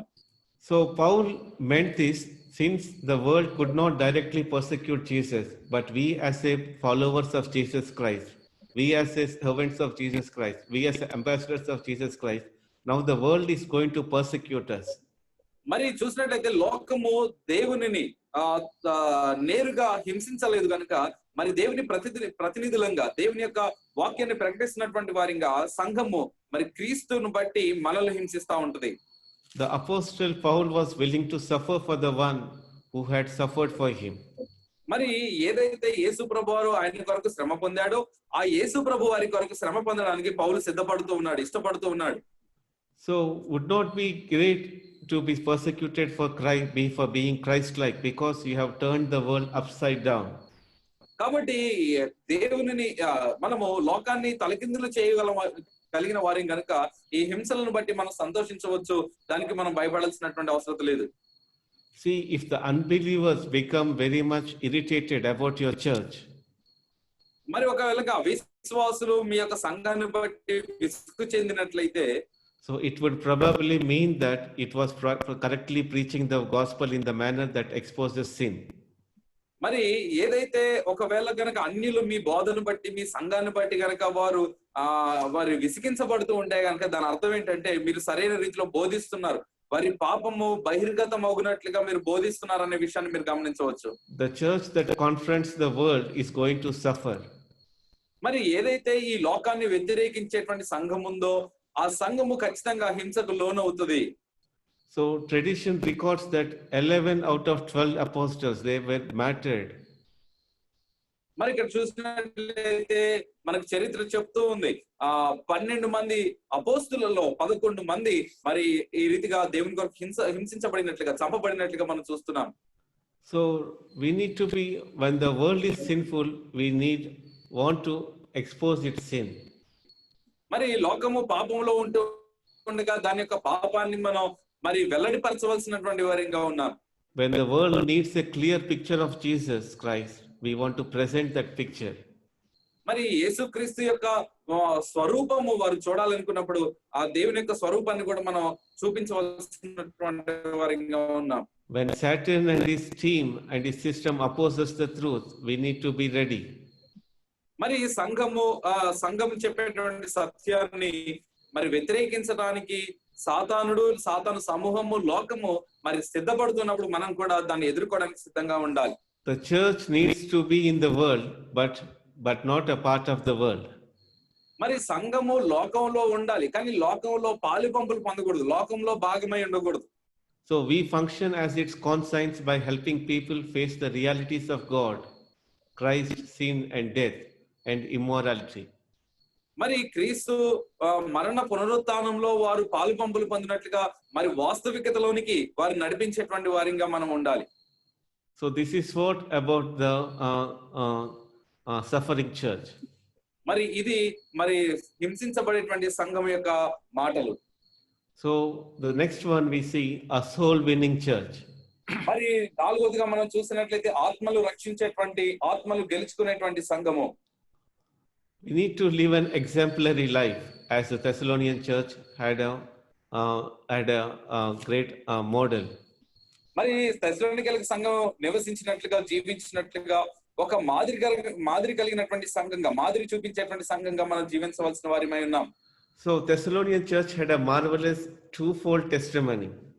మరి ఇక్కడ చూస్తున్నట్లయితే రెండంతల సాక్ష్యాన్ని ఈ తెస్సలోని సంఘం పొందినట్టుగా మనం చూస్తున్నాం. The first way they spread the gospel was by living exemplary life.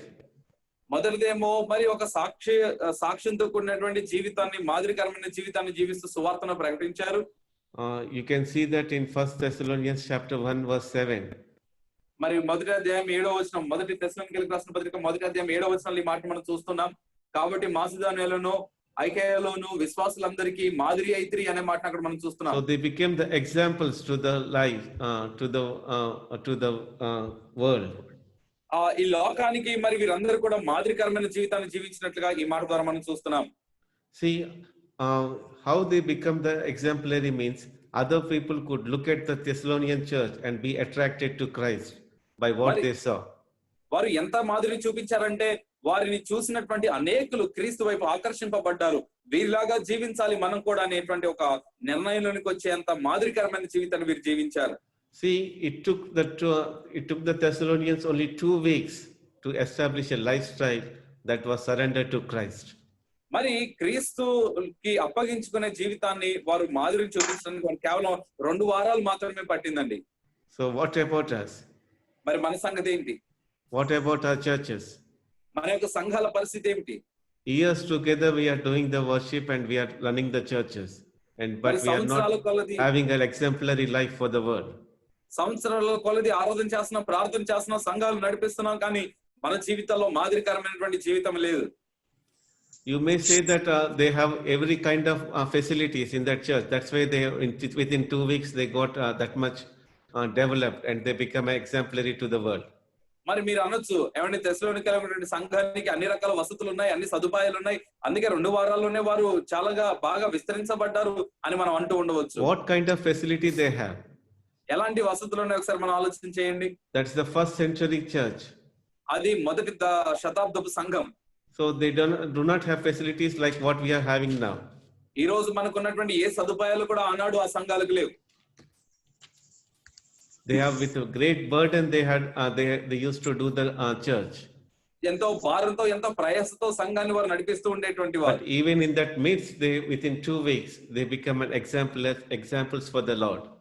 మరి ఆ రీతిగా అలాంటి భయంకరమైనటువంటి కొదువు కలిగినటువంటి పరిస్థితుల్లో కూడా దేవుని కొరకు మాదిరికరమైన జీవితాన్ని జీవించి 2 వారాల్లోనే ఎంతో బలమైనటువంటి పరిచయం వారు జరిగించారు. The Thessalonians are like Jesus Christ. మరి ఈ తెస్సలోనిక సంఘం ఎలాగుందనంటే క్రీస్తును పోలి క్రీస్తు వలె జీవిస్తూ ఉంది. They set a pattern for everything else. మరి తదుపరి విశ్వాసులకు తదుపరి అన్నిటికీ కూడా వీరొక మాదిరిని వారు నిర్మించాలనే విషయాన్ని గమనించాలి. Chapter 1 shows that the response that believers in Macedonia and Achaia had a result of the Thessalonians' testimony. మరి ఒక 7వ వచనంలో మనం చూస్తే మాసిదోనియా మరియు అఖాయలో ఉన్నటువంటి విశ్వాసులందరూ కూడా వీరిని చూచి వీరి ద్వారా అనేక విషయాలు నేర్చుకున్నారు, వారికి వీరి గొప్ప మాదిరిగా ఉన్నారనే మాట చూస్తున్నాం. See, Paul did not have to tell others about the conversion of the Thessalonian. మరి ఇక్కడ తెస్సలోనిలో జరిగినటువంటి విషయాలు ఇతరులకు చెప్పేటువంటి అవసరత పౌలుకు లేదు. But because they told it by their lives. కానీ వారి జీవితాలే అనేక మందికి, మాటల్లో అది కాదు కానీ వారి జీవితాన్ని చూసినప్పుడు అనేక మంది మరి నేర్చుకున్నారు. చూడండి, తెస్సలోనియ సంఘము గురించి పౌలు వాళ్ళు ఏ రకంగా మారారు, ఏ రకంగా వాళ్ళు రక్షింపబడ్డారని ఏనాడు కూడా ఆయన ప్రకటించలేదు, ఏనాడు కూడా ఆయన బోధించలేదు. కానీ ప్రజలు ఏ రకంగా మారారు అంటే ఈ తెస్సలోనిక సంఘం యొక్క జీవితాలు చూసి, తెస్సలోనిక సంఘం ఉన్నటువంటి విశ్వాసుల యొక్క జీవితం చూసి, జీవిత విధానం చూసి అనేకులు కూడా క్రీస్తు వైపు ఆకర్షింపబడ్డారు. అనేకులు మరి సంఘానికి రావడానికి ఆసక్తి చూపించారు.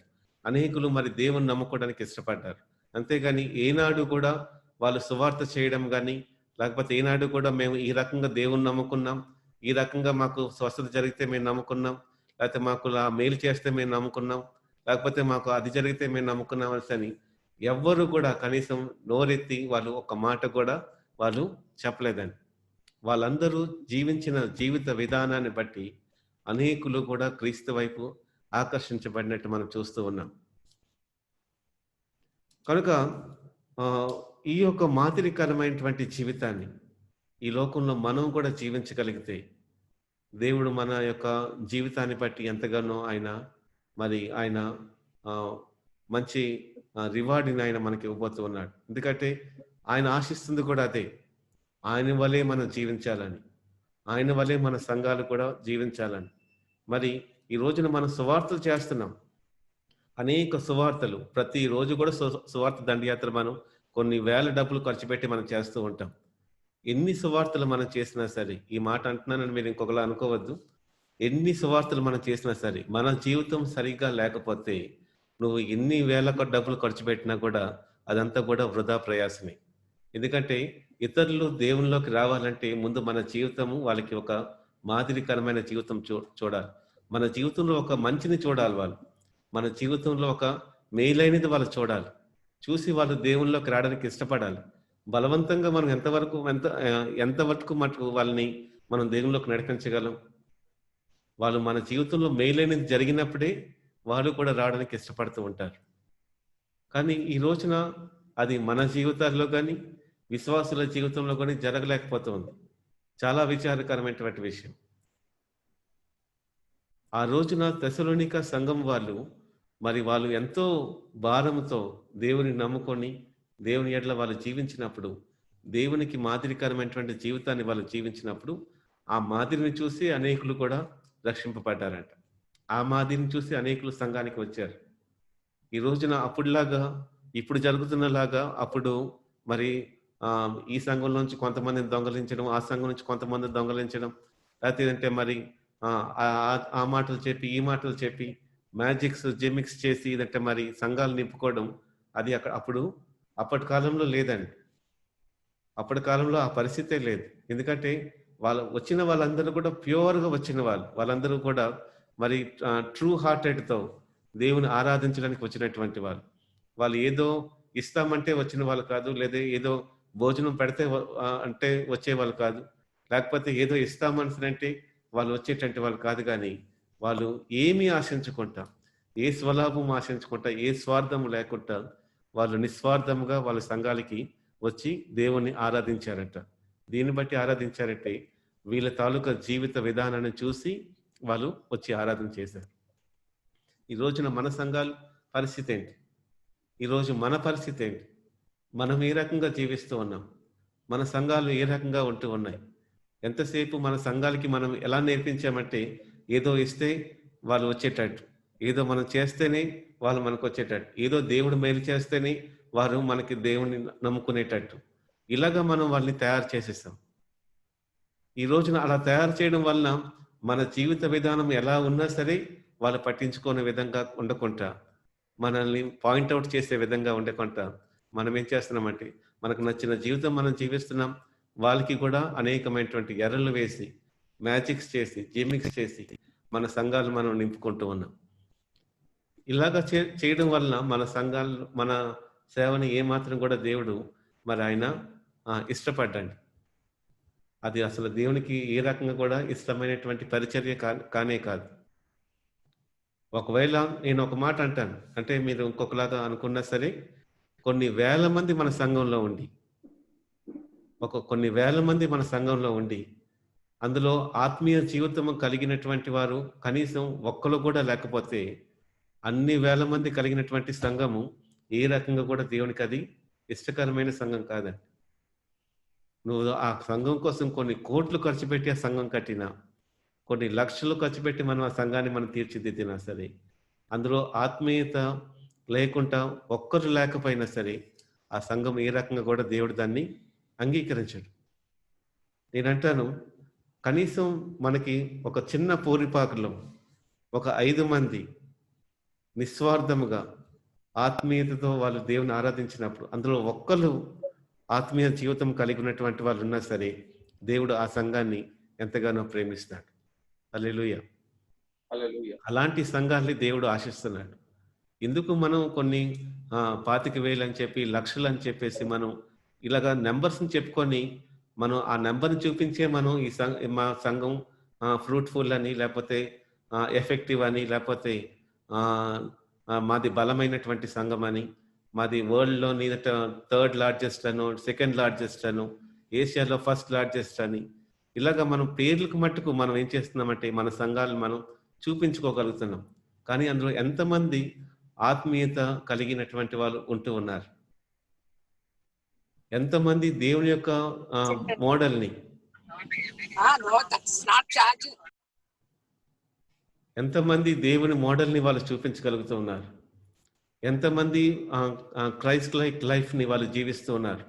పేరుకే మనం క్రిస్టియన్స్, కానీ క్రైస్ట్ లైక్ లైఫ్ అనేది లేకపోతూ ఉంది. ఒక రోజున మహాత్మా గాంధీ గారు ఒక మాట అన్నారు. ఏమన్నారు తెలుసా? If Christians would act according to the Bible, then whole world will become a Christian. చెప్పు శ్యామ్. ఒకవేళ కనుక మరి క్రైస్తవులు ఈ బైబిల్లో చెప్పబడిన రీతిగా లేకపోతే క్రీస్తు లాగా జీవిస్తే తప్పకుండా ప్రపంచం అంతా కూడా క్రీస్తు లాగా మారుతుందని మరి గాంధీ గారు చెప్పారు. So if the Christians would act according to the Bible, then whole world will become a Christian. It is true what he said. మరి ఈ బైబిల్ అనుసరించి గనక బైబిల్లో చెప్పబడిన రీతిగా గనక విశ్వాసులు నడిస్తే ఖచ్చితంగా ప్రపంచం అంతా ఎప్పుడు మారిపోద్దని గాంధీ గారు చెప్పినటువంటి ఆ మాట వాస్తవం అండి. I don't know how much keen observation he made among the Christians.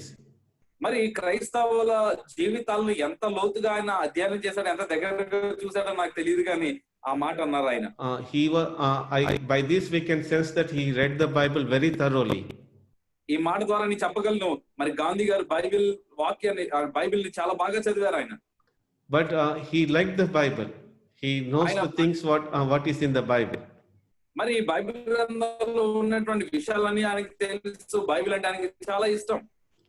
But by the keen observation, he made that statement that if the Christians would act according to the Bible, then whole world will become a Christian. కానీ ఆయన మరి గమనించాడు విశ్వాసుల్ని, మరి క్రైస్తవుల్ని చూసి ఆయన అన్నాడు ఆ మాట, మరి ఒకవేళ కనుక ఈ బైబిల్లో చెప్పబడిన రీతిగా క్రైస్తవులు ఉంటే ఖచ్చితంగా ప్రపంచం అంతా మారిపోద్ది అన్నాడు ఆయన. So really that kind of life we are leading. నిజంగా అలాంటి భయంకరమైనటువంటి జీవితాన్ని మనం జీవిస్తూ ఉన్నాం. So that's a very horrible testimony for Christians. మరి ఇలాంటి మాట, ఇలాంటి సాక్ష్యం మరి ఆయన చెప్పడం అనేటువంటి క్రైస్తవులకు చాలా దుఃఖకరమైనటువంటిది. So what kind of life we are leading now, and what kind of exemplary life we are showing to the world? ఈ రోజు మనం ఎలాంటి మాదిరికరమైన జీవితాన్ని జీవిస్తున్నాం, ఎలాంటి మాదిరిని లోకానికి చూపిస్తున్నాం అనే విషయాన్ని మనం ఒకసారి ఆలోచన చేయాలి.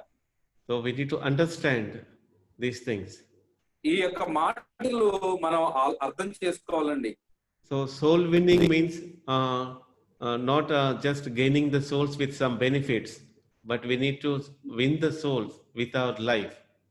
మరి ఆత్మలు రక్షించడం అంటే లాభాపేక్ష కొరకు లేదా ఏదో ఒక లాభం చేకూరుతుందని ఆత్మలు రక్షించడం కాదు, కానీ మనం ఒక మాదిరికరమైన జీవితాన్ని జీవించాలనే విషయాన్ని గమనించాలి. And don't do any magics or gimmicks to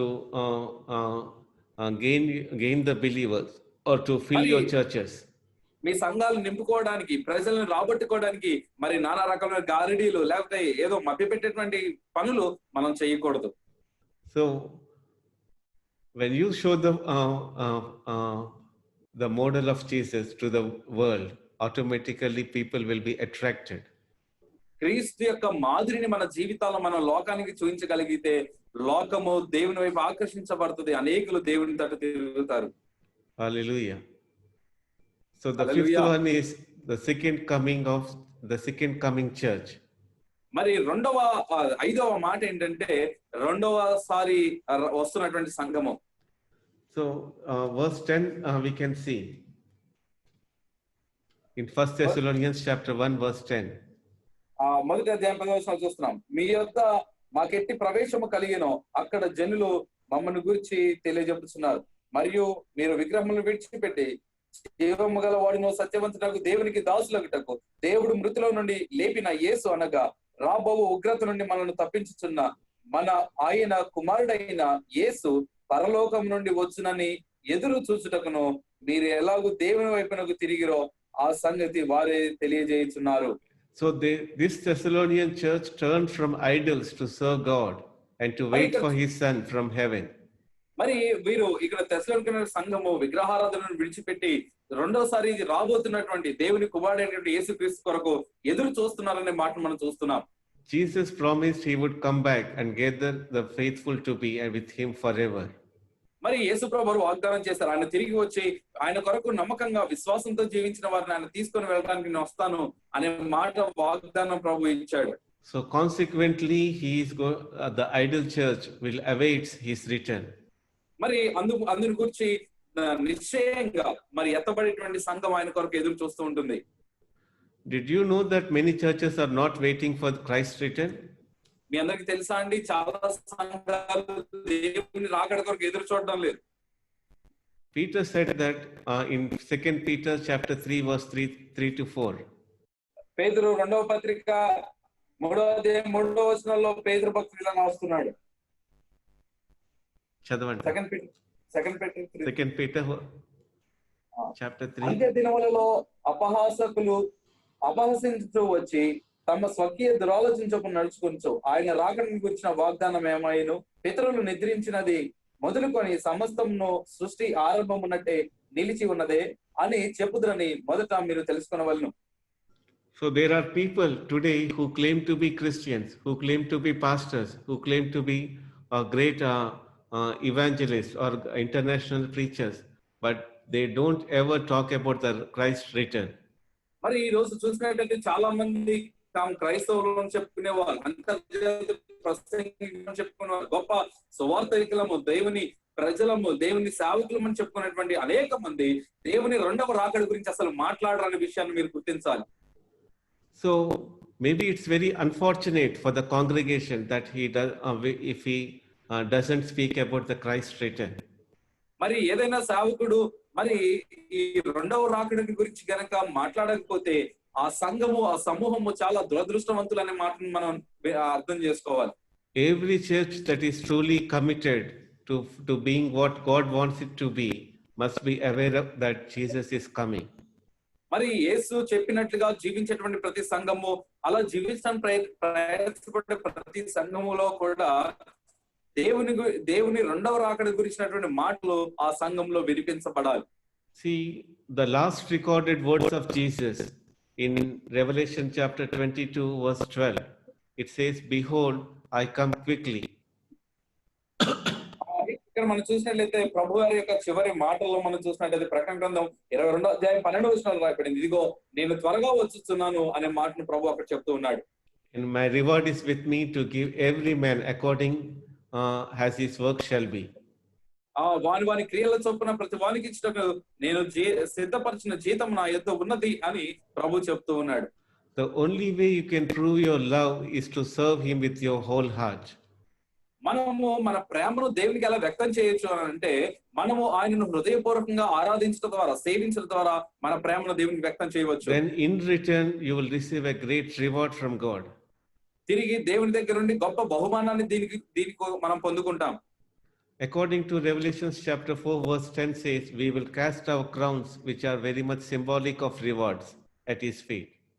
మరి ఇక్కడ మనం చూసినట్లయితే 4వ అధ్యాయం 10లో మనం చూసినట్లయితే it's a 4th verse 10. 4:10. Yes.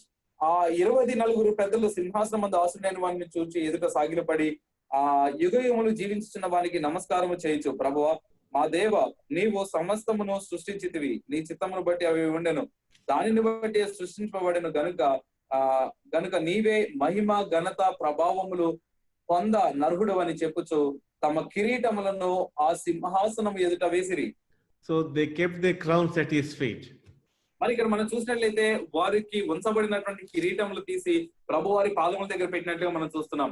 The more crowns you have earned in this world, the more you can give back to him. మరి చూసినట్లయితే ఈ లోకంలో మనం ఎన్ని కిరీటాలు సంపాదించుకుంటామో అన్ని కిరీటాలు మనము దేవుని దగ్గరికి వెళ్ళినప్పుడు ఆ దినమున ఆయన పాదముల దగ్గర పెట్టడానికి కుదురుతుంది. So after his resurrection, Jesus said in Acts chapter 1 verse 8, మరి ఆయన తిరిగి లేచిన తర్వాత అపోస్తుల కార్యములు 1వ అధ్యాయము 8వ వచనంలో ప్రభువారు ఒక మాట చెప్తూ ఉన్నారు, "Ye shall receive power after the Holy Spirit is come upon you, and ye shall be witnesses unto me." అయినను ఆ పరిశుద్ధాత్మ మీ మీదకి వచ్చినప్పుడు మీరు శక్తి నొందెదరు గనుక మీరు యెరూషలేములోను యూదయ సమరయ దేశమంతటా భూదిగంతముల వరకు ఆయనకు సాక్షులై ఉందని వారితో చెప్పాను. A church that does not believe in the return of Jesus Christ has no sense of rewards or urgency to deliver the ungodly from judgment. మరి మనం చూసినట్లయితే ఏ సంఘం అయితే దేవుని రెండో రాక గురించి ఆలోచన చేయదో, దాని గురించిన విషయాలు బోధించదో, వారు మరి దేవుడిచ్చేటువంటి జీవ కిరీటాలు పొందరు అనేటువంటి విషయాన్ని గమనించాలి. The Lord wants us to remember His return.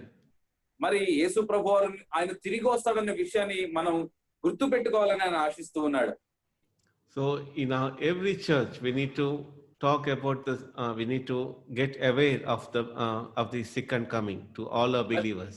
మన ప్రతి సంఘంలో కూడా మన విశ్వాసులకు మనం జ్ఞాపకం చేయాల్సింది ఏంటంటే ఆయన త్వరలో రెండో రాకడలో రాబోతున్నాడు అన్న విషయాన్ని మన సంఘాల్లో బోధించాలి. So the sixth one is steadfast church. మరి ఆరో మాట మనం చూస్తే నిలబడేటువంటి సంఘము. Steadfast church. Steadfast church. దేవుని కొరకు నిలబడేటువంటి సంఘంగా మనం చెప్పవచ్చు. So 1 Thessalonians chapter 3 verse 8. ఆ 3వ అధ్యాయం 8వ వచనాన్ని మనం చూస్తే తెస్సలోనికీయులకు రాసిన మొదటి పత్రిక 2వ అధ్యాయం 8వ వచనం.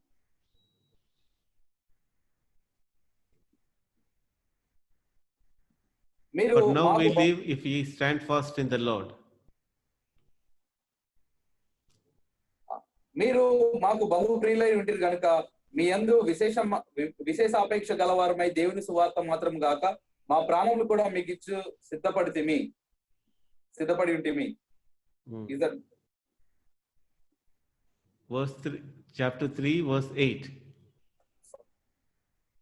ఏలైనగా మీరు ప్రభునందు స్థిరముగా నిలిచితిరా మేమును బ్రతికినట్టే.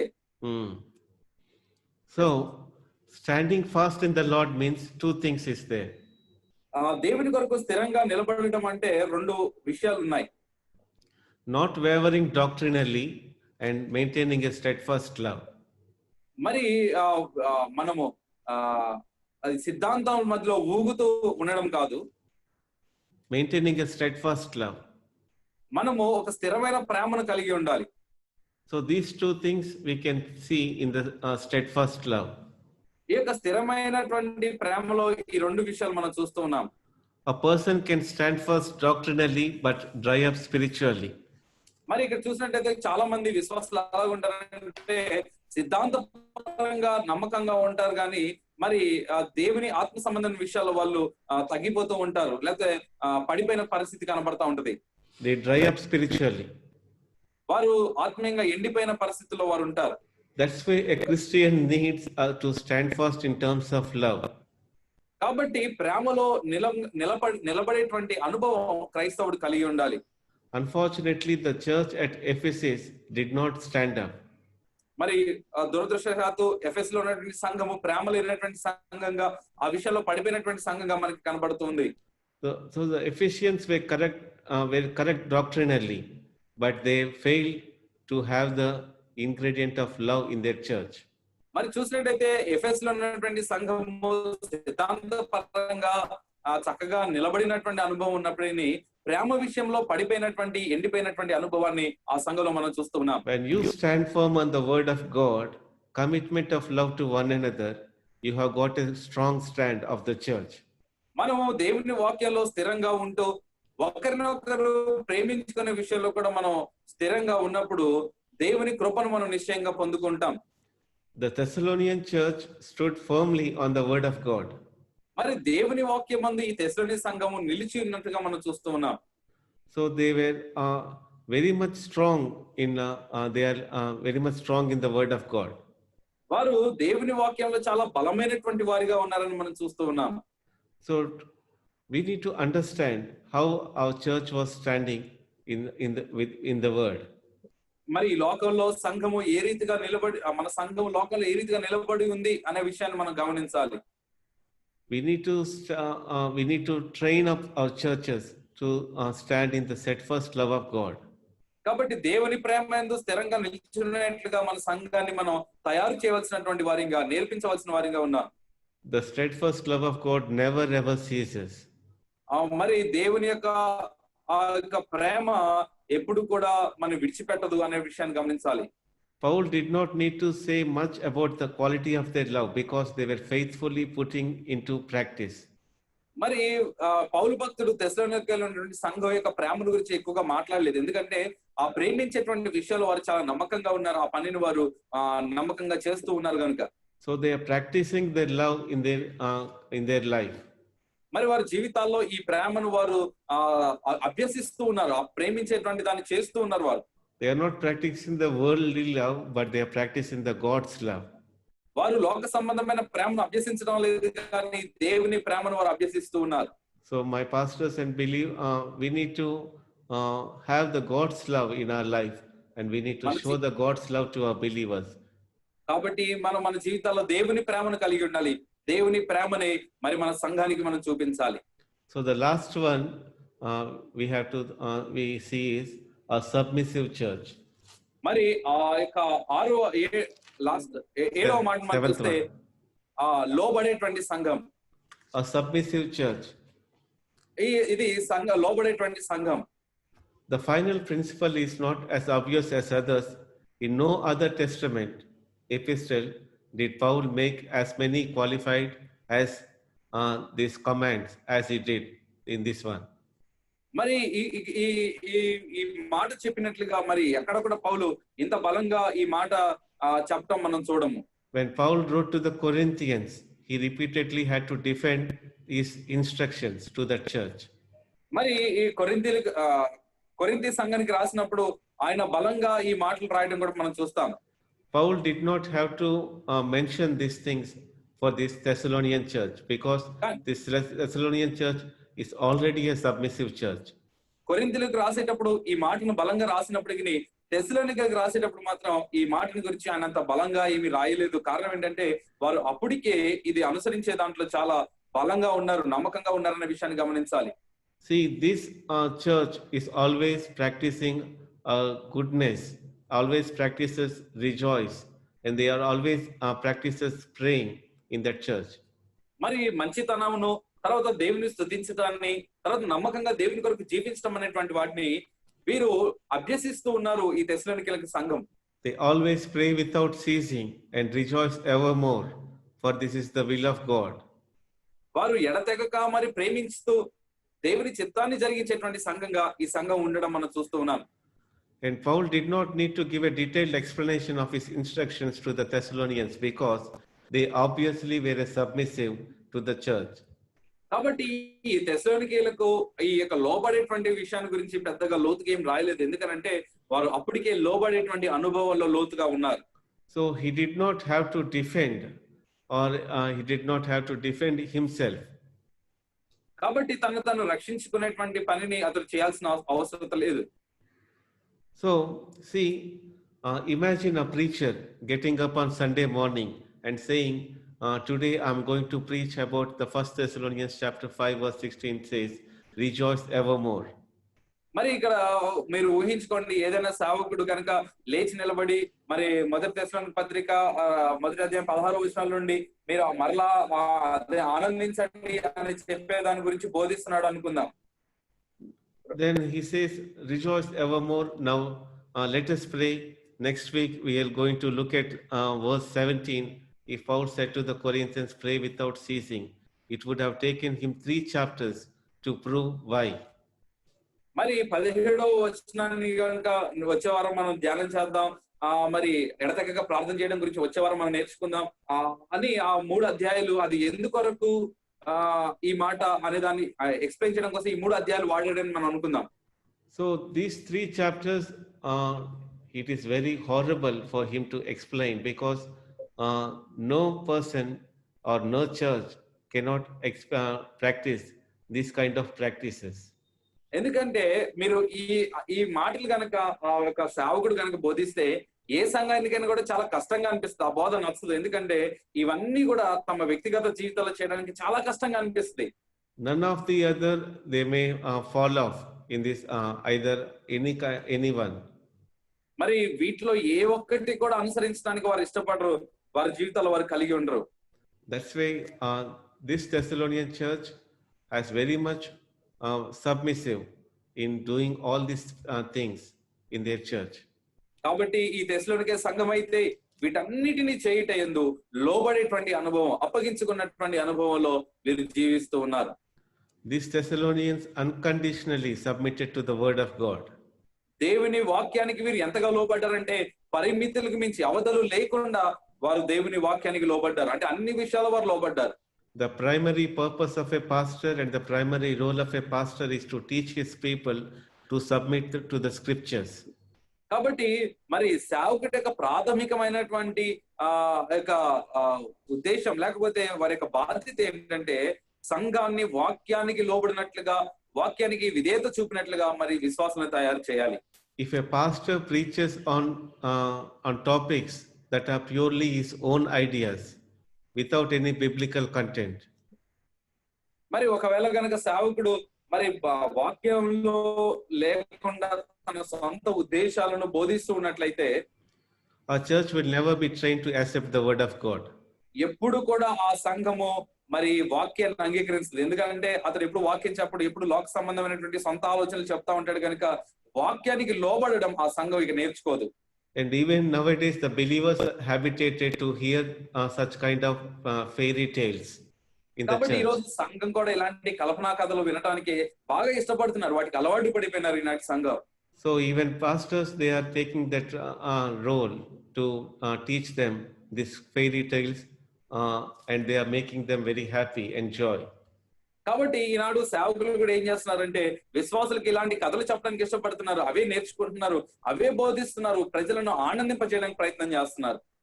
So pastor is not having any kind of homework for him to do the exercise of reading the Bible, preparing the sermon. So now it is not a hard time, not hard duty to do all these things. Now preaching became very easy, and preaching became very easy way to preach by preaching all the fairy tales and cock and bull stories. కాబట్టి ఈ రోజున ఇలాంటి కథలు చెప్పడాన్ని బట్టి దైవ సేవకులు ఏమైపోయినారంటే ఇంటి దగ్గర చక్కగా బైబిల్ చదివేటువంటి అవసరం లేదు, ఏ మాత్రం కూడా హోంవర్క్ చేసే పని లేదు, మరి లేఖనాలు అధ్యయనం చేసేటువంటి పని లేకుండా చక్కగా 2 కథలు నేర్చుకొని వాటిని ప్రజలకు వినిపించి ప్రజలను ఆనందింప చేస్తున్నారు, కష్టపడడానికి ఇష్టపడడం లేదు. Even the 1 lakh people church, the pastor also preaching the same. Even the 10 people gathering church also preaching the same. 10 లక్షల మంది ఉండేటువంటి సంఘంలో అవే కథలు చెప్తున్నాడు, 10 మంది ఉండే సంఘంలో కూడా సేవకుడు అవే కథలు చెప్తున్నాడు. So what kind of word we are giving to the people? మరి ఎలాంటి మాటలు, ఎలాంటి వాక్కును దేవుని ప్రజలకు మనం అందిస్తున్నాం ఒకసారి ఆలోచన చేయాలి. Are we making our believers to submit to the word?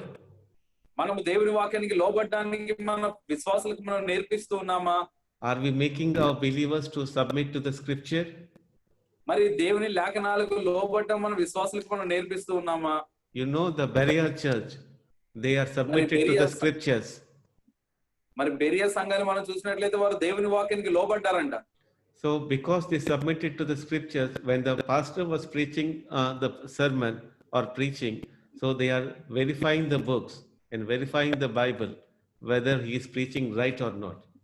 వారు దేవుని వాక్యానికి అప్పగించుకున్నారు కనుక, లోబడ్డారు కనుక దేవుని సేవకులు బోధిస్తూ ఉన్నప్పుడు లేఖనాలు ఆ రీతిగా ఉన్నవో లేవో అని వారు లేఖనాలు పరిశోధించి చూసినట్లుగా మనం చూస్తూ ఉన్నాం. So what about our churches?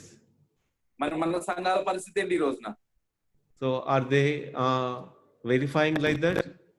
ఆ రీతిగా వారు మరి అధ్యయనం చేస్తున్నారా? దేవుని వాక్యాన్ని, లేఖనాలను వారు పరిశీలిస్తున్నారా? Are they examining the word? వారు దేవుని వాక్యాన్ని పరిశీలించే పనిలో ఉన్నారా? So if pastor is not like that, then how would be the believers? మరి సంఘంలో ఉన్నటువంటి సేవకుడే వాక్య లేఖనాలను పరిశోధించకపోతే మరి సంఘం ఎలా వాక్యాన్ని పరిశోధిస్తే ఒకసారి ఆలోచన చేయాలి. So we need to understand these things. కాబట్టి ఈ విషయాలన్నిటిని కూడా మనం అర్థం చేసుకోవాలి. See, when the church was not trained to accept the word when it is presented, a problem will arise in the church. కాబట్టి సంఘంలో ఎప్పుడైతే చెప్పబడిన వాక్యానికి లోబడేటువంటి అనుభవాలు సంఘం ఉండదో ఆ రోజు సంఘంలో సమస్యలు ప్రారంభమవుతాయి. Then the pastor might feel the need to preach a biblical sermon. కాబట్టి సంఘంలో మరి వాక్య ఆధారమైనటువంటి సందేశాన్ని ఇవ్వడానికి మరి సేవకుడు సిద్ధపడాలి. So, scripture sounds mainly like another one of their pastor's opinion.